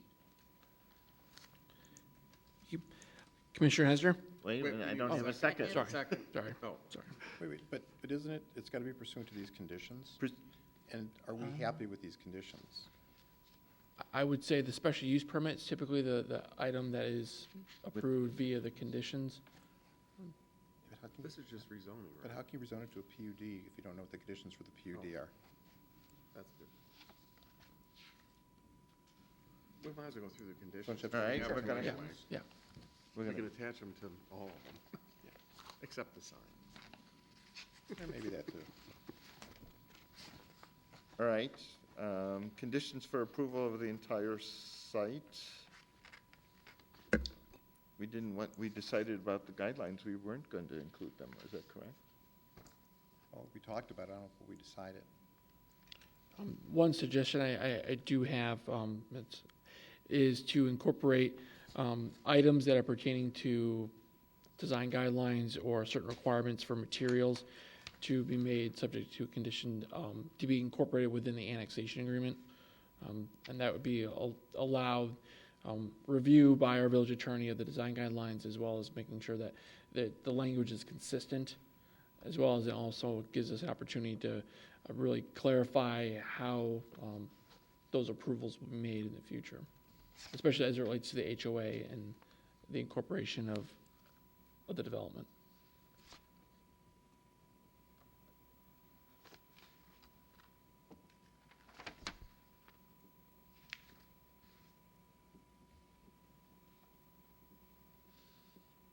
So you're saying you want it as part of the zoning? It's a suggestion. I mean, that's something that if there's a general feeling that could be done. I mean, the underlying zoning would be R5, but with a PUD on the property that is subject to the conditions. So, Does anybody have any changes to the I conditions? mean, from my standpoint, I think the way the conditions are currently written, putting aside that I understand what the intent behind them are or is, I would find it, to be brutally candid with you, Mr. Swanson, I would find this to be a troubling subdivision to live with these design guidelines as a single-family homeowner. I mean, some of the things in here, first off, I think are unclear. Secondly, I don't really understand why other things are as restrictive as they are. So, having said that, it's up to the commission what they ultimately want to do. Obviously, it's up ultimately to the village board, but it becomes part of the annexation agreement. I mean, I think some of this is just overly restrictive on what it is. I know what the intent is, and I agree with it, but I'm not sure I really like the execution of it. Hal, are you saying some of these things handcuff Mr. Swanson? I think it handcuffs Mr. Swanson, but I'm more concerned about handcuffing the ultimate property owner. Because someday, Mr. Swanson will move on to bigger and better things, having had a successful development, and we will have residents here then that will be handcuffed by this. And regrettably, as an attorney, I've seen these used more as ways to, if you will, foil what people want to do that are legitimate things than truly for the intent. When it's a single person with the intent, it's pretty clear. But when it gets to the homeowners board, it becomes a whole different thing. Sure, you can do it across the development, but you can't do it next to me because I'm the president. And that's not a concern you're going to have as a developer. So I think some of these are just I think they're tough on our future residents.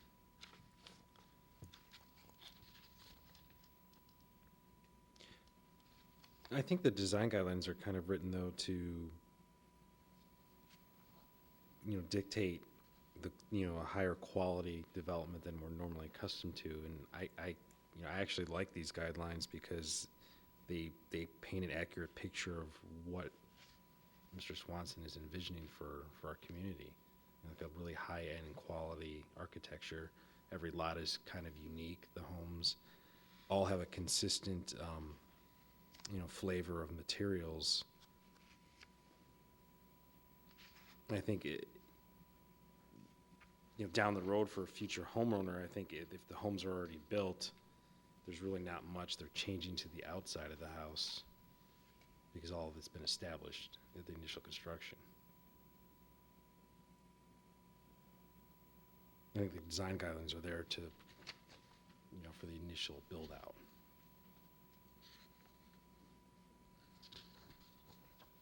So where does that leave us? If it's any help at all, we have applied these guidelines, and we've used them. I've been doing this for 30 years. And we find it's necessary because there's always someone that isn't going to follow the rules, and we have to have some guidelines or some method to keep somebody from doing something that's going to really be offensive. Now, unfortunately, how do you define what's offensive? So, as I said before, I don't think it's fair, nor do I really want to, have this as a guideline or an element that the village would have to mandate or control. I think it's more the purview of a homeowners association. I don't disagree that it's important to have this information, but it's also my opinion that we're going to work out whatever the architecture is going to be before the houses are, before we start construction on these houses. I think we're going to be able to come before someone and give whatever body this board determines to be the appropriate entity, the ability to approve whatever it is we're going to build. All I'm trying to show you tonight is a basis or a basis for the level of quality we propose. By contrast, I could bring in, more of a track house kind of a proposal, and that's not our intent. We want to have something that's a little more artful. I candidly don't care what people do to their floor plans. I only care what they do to the outside of the house. What you do to the inside of your house is entirely up to you. You can paint your walls purple, I can care less. It's what you do to the outside. If you paint the outside of your house purple, I'm going to have a problem with that. I think most neighbors would have a problem with that. I think you need to have guidelines that prohibit people from being able to do things like that. So that's the kind of approach we want to take. But my intent tonight is to just give you the comfort to a certain extent, and it doesn't sound like that comfort is entirely there, that we're going to have a mechanism in place that's going to be vigilant about protecting the aesthetic quality of this development. See, I agree with you that it's got to be high quality, but I'll just give you an example and why I don't agree with these. Like, if you look at garages and driveways, the driveway shall be constructed of asphalt, concrete, or brick pavers. So the largest thing seen from the street in terms of impervious material, you can have a concrete slab. You go to the backyard where people live, they can't put a concrete patio in. And that doesn't make sense to me. And I'll tell you just in brutal candor, I have a stamped concrete patio that looks just like flagstone, but I couldn't do that here. And I don't understand why. It says mailboxes shall be standard white horseshoe-shaped aluminum on a 4x4 steel pole. No piers or theme-based mailboxes. I don't know. Me and my neighbor and the guy across the street, we both have planters on ours. I guess I couldn't put that up. I read this, and it seems just too overly restrictive for the ultimate resident, the way I read it. Now, if everybody can disagree with me, we're free to that. It is the United States, but I very much agree with the intent. I just don't think the execution works. Well, I want to avoid picking apart every single part of it, but just to address the mailboxes, when I say theme-based mailboxes, I mean a mailbox that's shaped like a bass. And I'm not joking. There are people that have those. I know. So that's the kind of theme base I'm talking about. We just want to have some level of consistency and decorum in the development. And believe it or not, people will push the limits. They just Will do. this be adopted by the HOA? That would be adopted by the HOA and be recorded with the covenants. Now, we would likely make some adjustments to it, and that's the purpose of preliminary approval and the preliminary process, is to have the ability to make those adjustments. But assuming that we do come to terms on whatever that language might be, it would be recorded with the covenants. It would be actually referenced by the covenants. So everybody that buys it. Do we need it in the ordinance? That's If it's going to be covered? That's by what the I've been covenant? saying. Yeah, if you were to take number one and just get rid of the words on the first sentence of, under conditions of approval for the entire site, just say the Woodland Chase subdivision guidelines will be incorporated, and you can just say, instead of within the ordinance, just say incorporated in approving the special uses. That way, it's not part of an ordinance. Agreed. It's used as a guideline. Right. I agree. Right. So you just remove those three words and put the word in instead. Yep. Right. That's what I said. Yeah, I've been saying that. I agree. Right. We're on the same page. Just changing that to in approving the special use. That rather doesn't than address your incorporating mailboxes it and the into other ordinance. things. So But it's not in an We're still ordinance. approving this. Right. But it's not in the ordinance. Yeah, I understand. Yeah, By the way, I like stamped concrete, too. yeah. Not apparently in backyards. Okay, so are we back to voting here? So so the language will say the Woodland Chase subdivision guidelines will be incorporated in the, Just in approving. In approving the special use Okay. and houses. You've read these conditions, I'm Actually, assuming, so we don't need to read yeah, all of them. yeah, Okay. I did. I mean, we can. And the language as it relates to in-houses will follow the architectural vernaculars, do you want me to strike that? No. Keep that? It's very Is- limiting for style. If someone comes in with a beautiful arts and crafts house, they wouldn't be able to do it. Right, So, yeah. Take it off. I'm that. But that's not what the design guidelines say. They say they will embrace the traditional building styles evident in existing historic homes in the community, and acceptable architectural vernacular includes these, but is not limited to That's right, necessarily. that's right. Whereas the condition limits it. And I don't think you want to limit it, and I'm No, I not sure don't. we do That's- either. That's why I think it's easy to just take it out. So get rid of that last Right. line. The only other if thing that we're I'm, following the guidelines, then that language that's in Yeah. the guidelines Mhm. would rule then. Okay.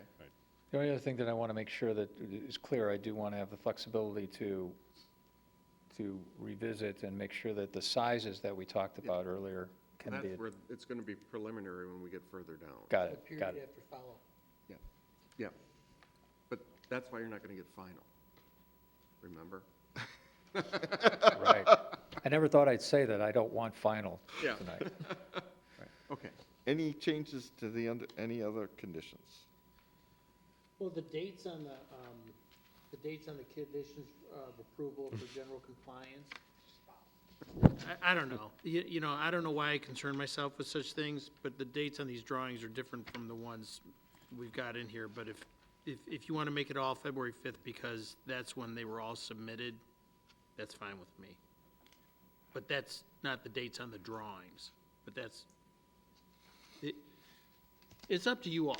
I mean, But that's not one of the conditions, that's the it's part of the a motion. condition of approval in general Oh, compliance with that's the a following. general, okay. General. Does it matter?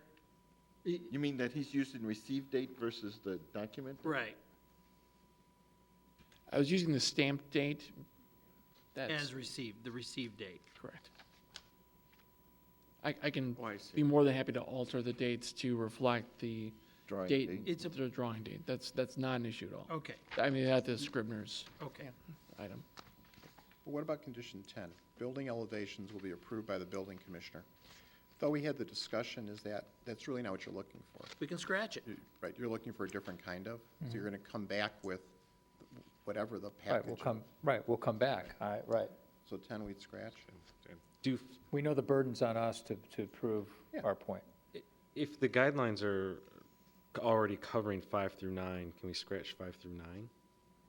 That's the use of aluminum and vinyl siding shall be prohibited. Roof covering shall be architectural. If that's in, It's all in the guidelines. if it's in the guidelines, we can take it. Wait, what about 8? Front rear building will require to have design features. Oh, is that in the guidelines? That should be in the guidelines. Okay. Is it, though? It will be. I think you need to amend the guidelines to be able to have that in there. Yeah, be consistent. Right now, it's not. Or we can just leave it in the conditions of approval. And then with number 6, you're going I to amend the think you just guidelines leave for it. alternate energy? You know, number becomes 8 an would be issue. something that he I would review I with the don't have an issue with architect. alternate energy. Yeah. We're applying alternate energy to houses now, so, Yeah. yeah. So what did we just do? I believe we struck 5, 6, 7, 8, and 9. Didn't strike 8. Then strike No? We're keeping 8. 8 has to Keeping stay. 8. Okay. 9 and 10 we struck. 10 we struck too. Yes. And 9? Bigger part. Yeah. It's gone. 9's gone. All right. Well, So now we have modified actually, 1. we don't have to strike 9. I think 8 and 9 go together. Mhm. I believe the side and rear elevations he's proposed have done that, so I don't think. We just didn't see those height elevations until tonight, and we won't see them until the houses are actually designed. That's right. So 1, 2, 3, 4, 8, 9 are good. Right. 11, 11 is fine. You know, 9 is referencing you're doing 4-sided architecture. 12 is fine. 13, 13 is fine. okay, 14. 14. and 15. Okay, 15, it's good. Okay. Now, what about the other things we talked about? I think you indicated that we can address it separately, but you talked about some landscape plan differences. Just address that specifically with the landscape plan. Well, I think they were reference to your comments about the light, the screening of lighting and so forth You know, from the the road. berming to the south of those certain lots. Right, that we're kind of gonna thing. do further exploration of that. I don't think either one of us really was confident that that was covered, but we would certainly consider that in our planning. And So that would be consistent with a preliminary. Okay. So 1, 2, 3, 4, 8, 9, 11 through 15. 15. Yep. And then Weren't we just adding that? with Joe gonna modify the condition, the general compliance with the dates that the drawings were actually created or What happened to the berm? That's going to be, we can talk about that with the landscape plan. But it'll be preliminary rather than final. right. Right. How about redirecting the outlet from the detention pond? I would recommend that there be a condition that, subject to village engineer approval, because I want to make sure that Yep. we're not directing something that will then cause, Yes, Right. of course. Yeah, because we're not civil engineers. Could we put that as a condition that it Yeah, be might as well. reviewed? Yep. That's gonna be.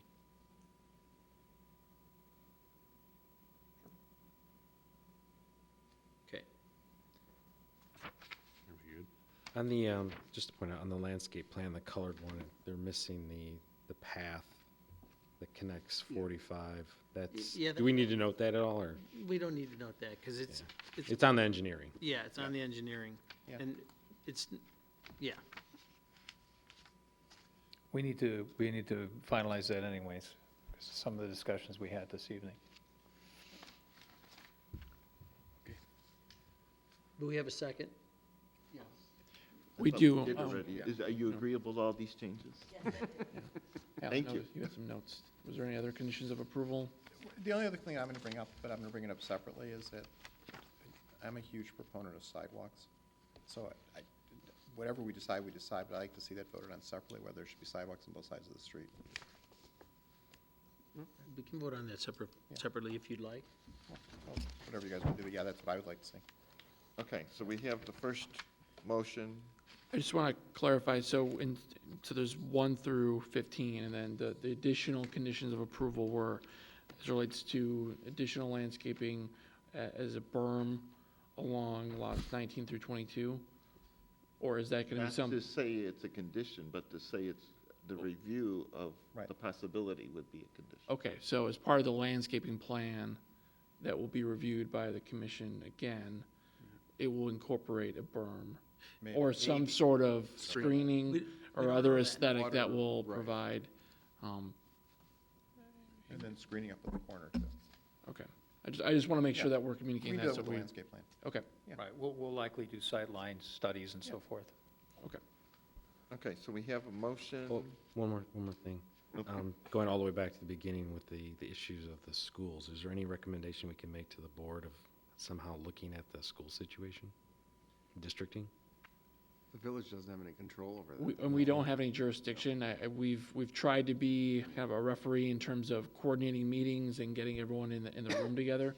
To the extent beyond what we have the ability to do, it Okay. gets a lot trickier. And then with the engineering, it's just a matter of making sure the stormwater flows correctly, which will be done as part of engineering. But the village has asked. Oh, with schools, yes. Yeah, no, we absolutely have asked. So Hal, are you gonna do that as a separate item? Sidewalks? Separate item? Separate item? Well, Unless there's a consensus to put it in. I think we need to vote on it as a separate I item. do too. I would think so, too. I do too. So let's go to number 1. Do you want to just do a straw, I mean, I don't know if we need a formal motion on We just can do one that. particular item, if there's, We've done that before. okay, all right. Yeah. We could, well, you could. Try, I think it's best just to do it All right. as a number 6. All right, anyhow, we have a motion and a second to approve and amend the zoning classification from Lake County E to Vernon Hills R5, subject to the conditions as previously discussed. PUD. Can we have PUD? as previously discussed. Can we have a roll call? Yes. Commissioner Hesner, Yes. Commissioner Heidner, Yes. Commissioner Mulcrone, Yes. Commissioner Gorog, Yes. Chairman Morris, Yes. Commissioner Baloo, Yes. Commissioner Cotton. Yes. Okay. Second thing is to amend the special use permit, Approve. approve. Sorry. Yep. I'm reading the yellow sheet, you're on the different page. What was recommended? To approve the special use permit for a PUD to allow development of single-family residential development along with certain variations, including but not limited to the lot size, setbacks, and signage. Second. Subject to all those conditions. Oh, sorry. Second. Can I make one comment? I think development adjacent to Route 45 is inherently problematic because of Route 45. And it's problematic both for the current users of 45 as well as for future residents. I appreciate that there's the working for the access. And I appreciate the fact that probably people will not make a decision based solely on access, but believe, because I live next to another Route 45 in Indian Creek that has right in, right out, that is routinely not used. It's used as left in, left out when traffic is. That I think there is issues with Route 45 inherently on it. And if this goes in, and it certainly should be successful, I would really like to see, as we've done with other developments, that there are some disclosures made to residents so they understand kind of what they're getting into, rather than coming to us later and complaining about these things that we can't change as a village. And we've done that before, I know, in Greg's Landing. We did that in some of the other Route 45 developments. The other thing is the size of the homes. I agree, when we looked at the various architectural elevations, need to be commensurate with the lot bulk and setback size, so that we don't create effectively disproportionality from lot to lot. Here, it does look like most of the lots probably could accommodate the homes. I don't think they could probably accommodate the upper end of the 3,900 or 4,000 square foot that was at least discussed as a possibility. So I think that's something that needs to be looked at probably a little bit more carefully. But that doesn't mean that this is not appropriate for a single-family development, assuming that the issues with the interaction of the surrounding property owners, including the Brinckrofts, as well as the streets and what impact they have, is given due concern and is looked at very carefully by the village. Because what we certainly don't want to do, whether you're in the village or not, is make matters worse for anybody in going through. And certainly it sounds like the developer here is not looking to make matters worse and is being respectful of those that are around them. I think that's an important start to any of these type of developments. So for number 2, can we put a period after development?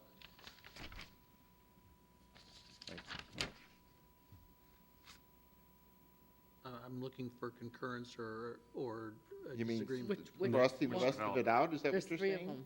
them. Oh, no, after residential development. Okay, the third one. Before or along.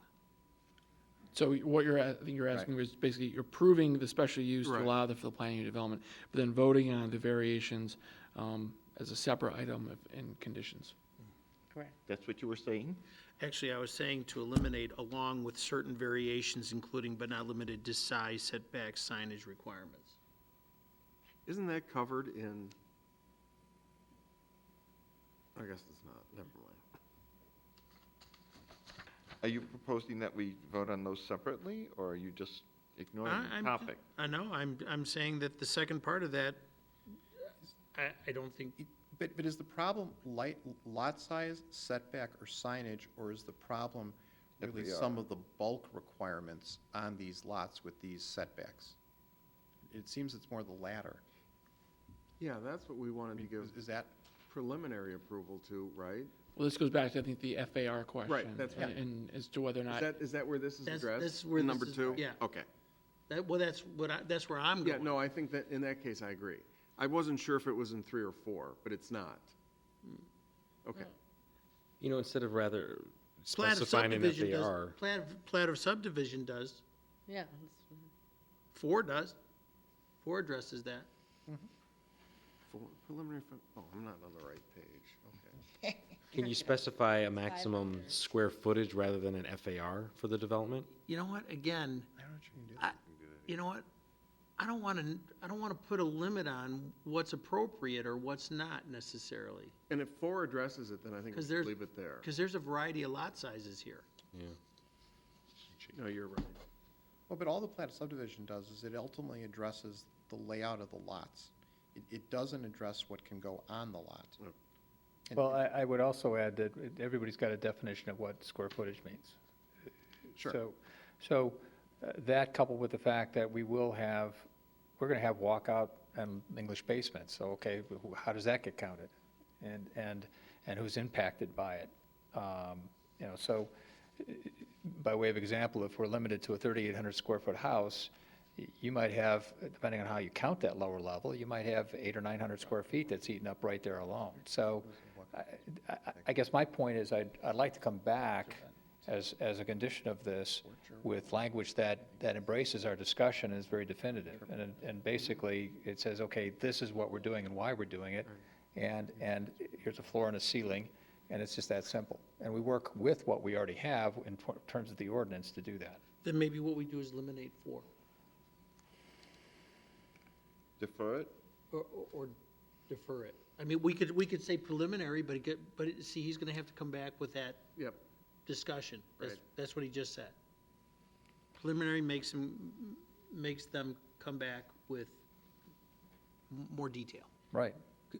Could you have a document that specifies on a per lot basis the maximum that would be built? So you could calculate We could do a if it's matrix. got a walkout, Sure. you wouldn't approve a house bigger than this on lot 15. Yeah, I think that's a very good suggestion because it eliminates any surprise. Well, you wouldn't have to approve all Right. the conditions at this Yeah, point. we could do that. Period I after mean, they're gonna have development. to come back.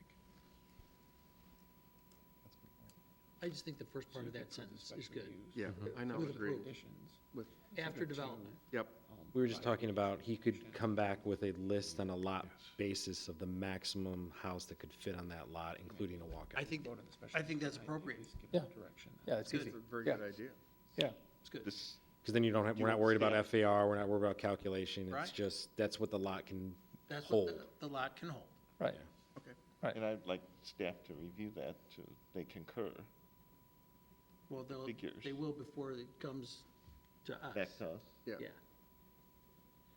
So we're So- So on number 2, it would be to approve the special use permit for a planned unit development to allow development of a single-family residential development, or planned unit development to allow for the development of a single-family residential development.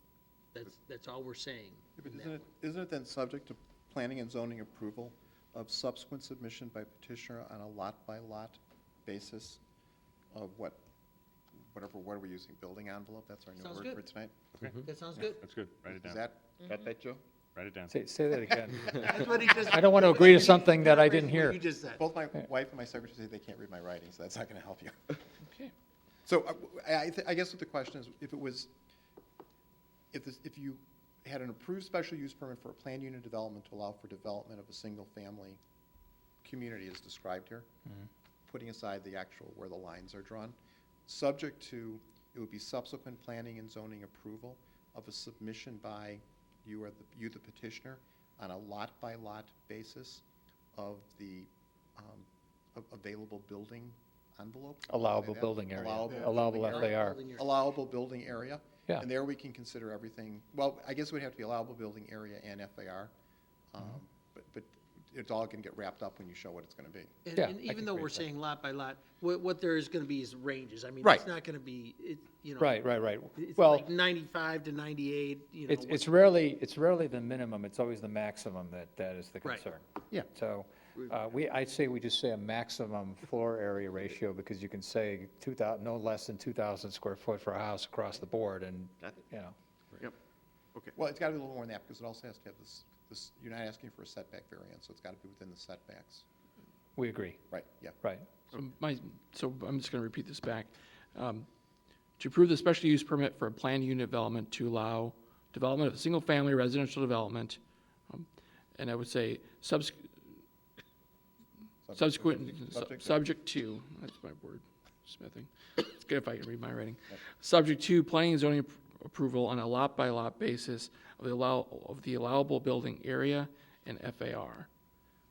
And I think you want to include the variations related to setbacks and signage. Right. So it'd be subject to all those things. So, right? so the FAR would be on a lot-by-lot basis and not a community FAR? I think this, yeah, It might be. Correct. Yeah. but I think this also allows us to then take another look at this, and if we want to do it Yeah, it's all not a bite at the encompassing, apple. that's certainly something that I think staff would recommend doing, just to provide a consistency or uniformity of the development, but also being cognizant of the uniqueness of the individual lots as it relates to the site and the topography. Right. Yeah. Yeah, I think that's a healthy exercise because each lot is going to be unique. Okay, we have a structured motion. Did I We have a, second that? do we have, You did. did anybody second it? Yes, I did, and I. Oh, I will you do it agree with the again. change? All right. Thank you. Roll call, please. Commissioner Heidner, Yes. Commissioner Mulchrone, Yes. Commissioner Gorok, Yes. Chairman Morris, Yes. Commissioner Baloo, Yes. Commissioner Cotton, Yes. Commissioner Hesner. Yes. Okay, the third item is preliminary site and landscape plan approvals. We're only doing preliminary, right? Correct. Yep. Subject to the existing list of conditions that we previously discussed. That includes that review And of we wanna- landscape screening and stuff? No, we gotta add that now, right? Because we didn't add that originally. I think that's right. And also subject to the investigation of whether a berm along lots 19 through 22 would be feasible or advisable, Berm or some type of screening. or additional screening. Yep. And also along the intersection of Route 45 and Buffalo Grove Road.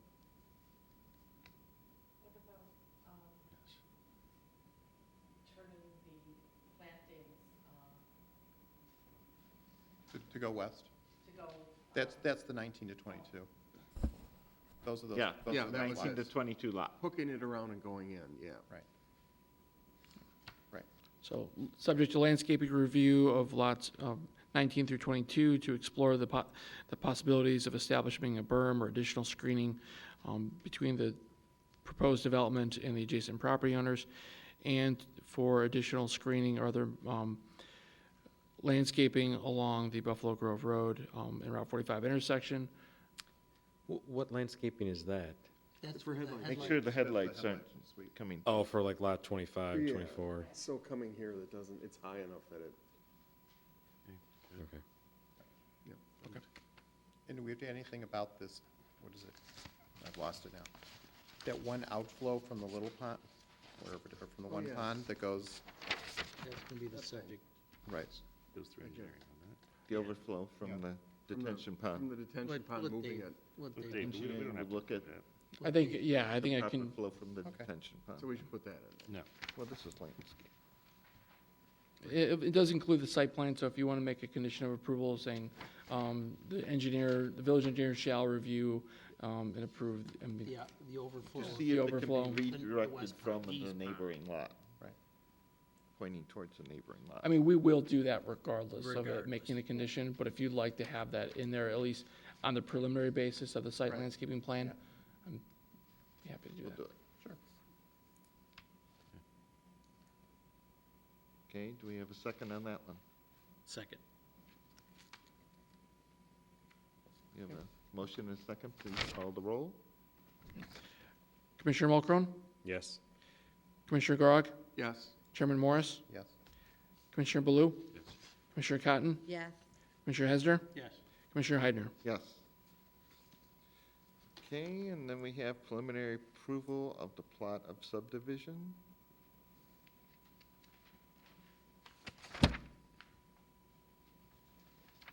Is that an Do we issue? need this? And subject to all it's the site- Subject Preliminary. to all those conditions Second. previously cited. We have a motion and a second. Any comments? Comment down there? No. Question? Just making noise? Commissioner Gorok, Yes. Chairman Morris, Yes. Commissioner Baloo, Yes. Commissioner Cotton, Yes. Commissioner Hesner, Yes. Commissioner Heidner, Yes. Commissioner Mulchrone. Yes. Okay, and the final motion No, is, second to last. Oh, Right. oh, that's right, we gotta come back to the sidewalk. Preliminary Approval. approval of the signage plans?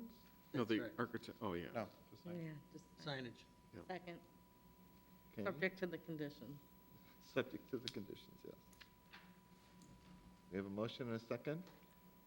Please call the roll. Chairman Morris, yes. Commissioner Baloo, Yes. Commissioner Cotton, Yes. Commissioner Hesner, Yes. Commissioner Heidner, Yes, Commissioner Mulchrone, Yes. Commissioner Garag. Yes. okay. Can Now we the- care to make another motion? Well, wait, but just discussion on the sidewalks. I mean, this is a development that is very segregated from everything else. I actually like the sidewalk just being on one side and keeping the open space on the other side. I mean, if you're gonna walk around in the neighborhood, you can walk across a narrow street and get to the sidewalk, is my opinion.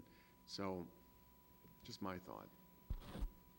Is there precedence in some of the Greg's Landing pods that have no sidewalks? There are, the Inverness subdivision, for example, there are some areas that have no sidewalks.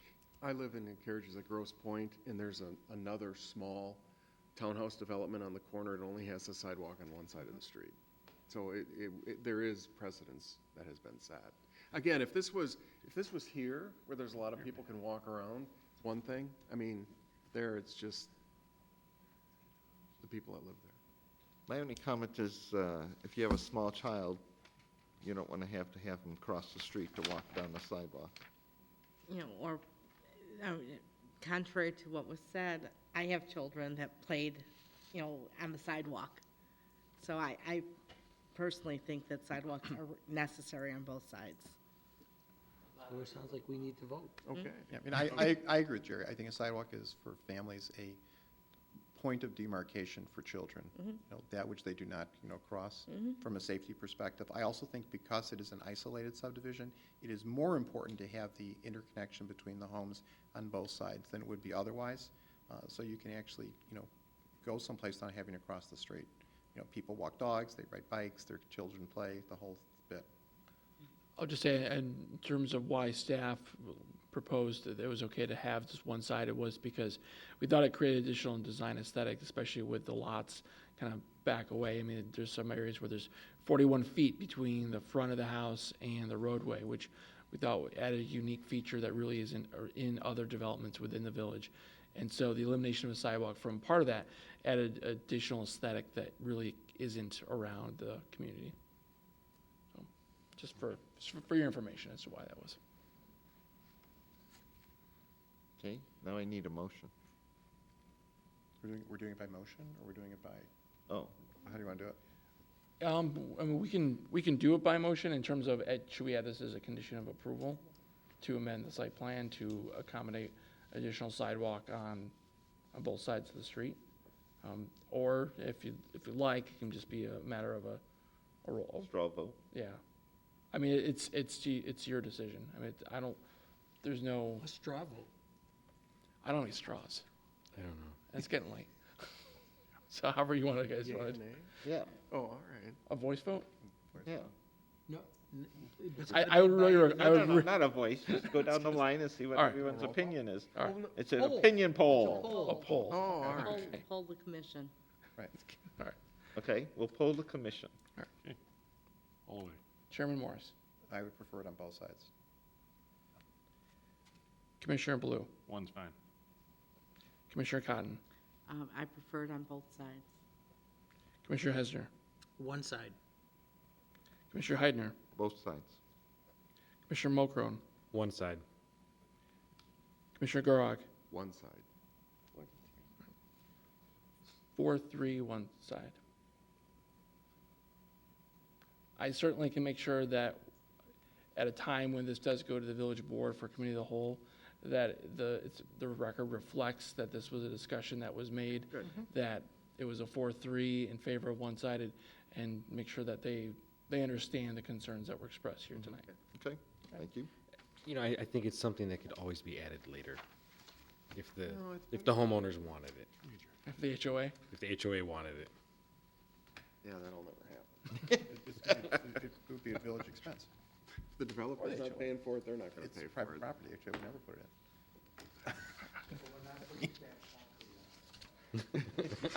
in. We want bricks. Right, that's right. Okay, Okay, what's next? so That's it. we are done with this item, right? That's Correct. Everything we have, okay. Correct, so. Thank you very much. Because this is preliminary approval, we will schedule some time and we'll talk tomorrow and go through kind of next Great. steps. As you, resubmitting plans of what you've heard from us tonight will be incorporated into minutes, which I will have distributed out to my staff. And what we'll end up doing is we'll do another staff review to ensure that the documents you provide match and are consistent with what was discussed here tonight. And then we'll reconvene a planning and zoning commission meeting at a later date. Great.